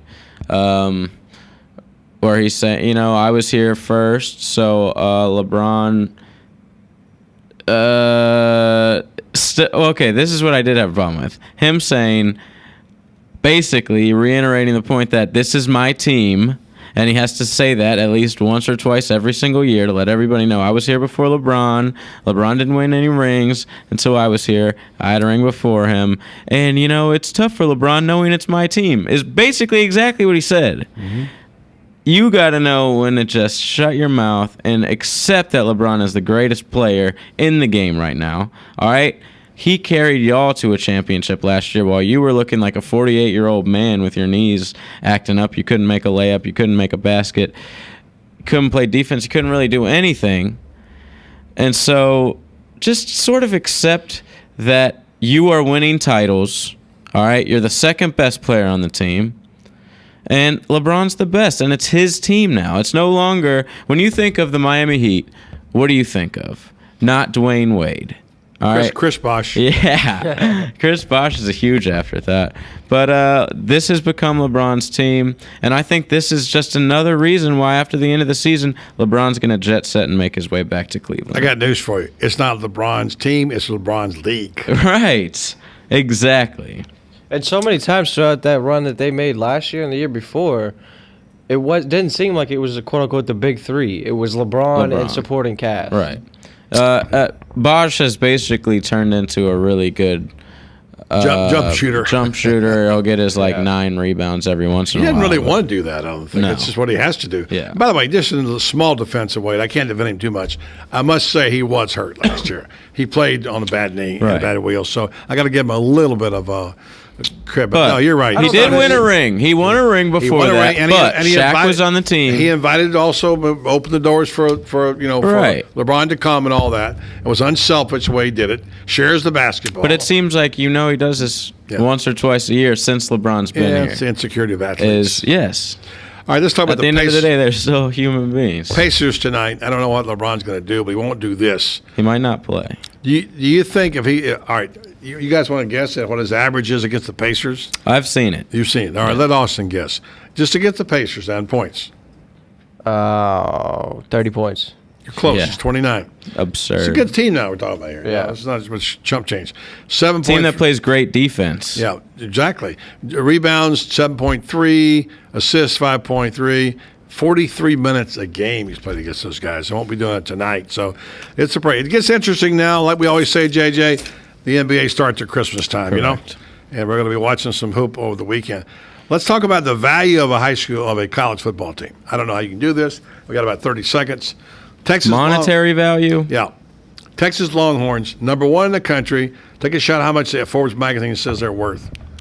$1 billion. No, but it's $139 million. 20% more than any team in history. Okay. I was way off. Well, it's like me on the average salary. Yeah. So, anyway, so Texas. Well, they got the Longhorn Network there. Well, yeah, of course. That's massive. And then they go on down to #2 is Alabama, and then it's Florida, #6. Where's USC? I don't have the entire list in front of me, but Notre Dame. It's up there. They're like top 5. Okay. So no anyway, other Florida schools in the top 10? I don't have their top 10 in front of me. I just got the base. 6 ain't bad.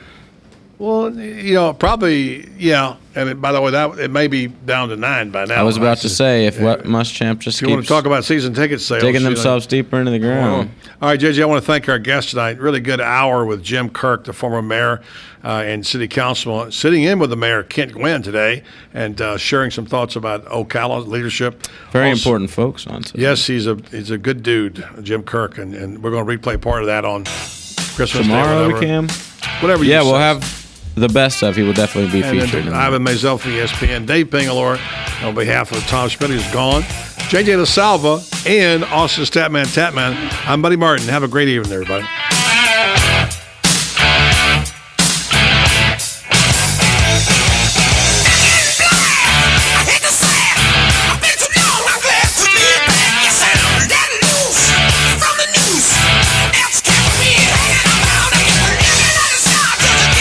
Since 1976, Daniel L. Hightower, a lawyer, has been fighting for accident victim justice in North Central Florida and statewide. He believes everyone in America should follow the rules, including the insurance companies. He and his firm have experience fighting for victims of personal injury, wrongful death, workers' compensation, and Social Security disability, as well as serving those in need of help with bankruptcy, simple wills, and estate plans. The mission at the law offices of Daniel L. Hightower, PA, is to represent deserving clients and recover the maximum benefits they are entitled to by law in a timely manner. In personal injury and workers' compensation cases, there are no fees or costs unless a recovery is made. The law office of Daniel L. Hightower is located at 7 East Silver Springs Boulevard, Suite 300. For your free consultation, call 352-629-7777 or 1-888-LAW-1976 and visit danhightower.com for more information. Daniel L. Hightower, PA lawyer, fighting for accident victim justice, and the proud sponsor of Ask the Cops.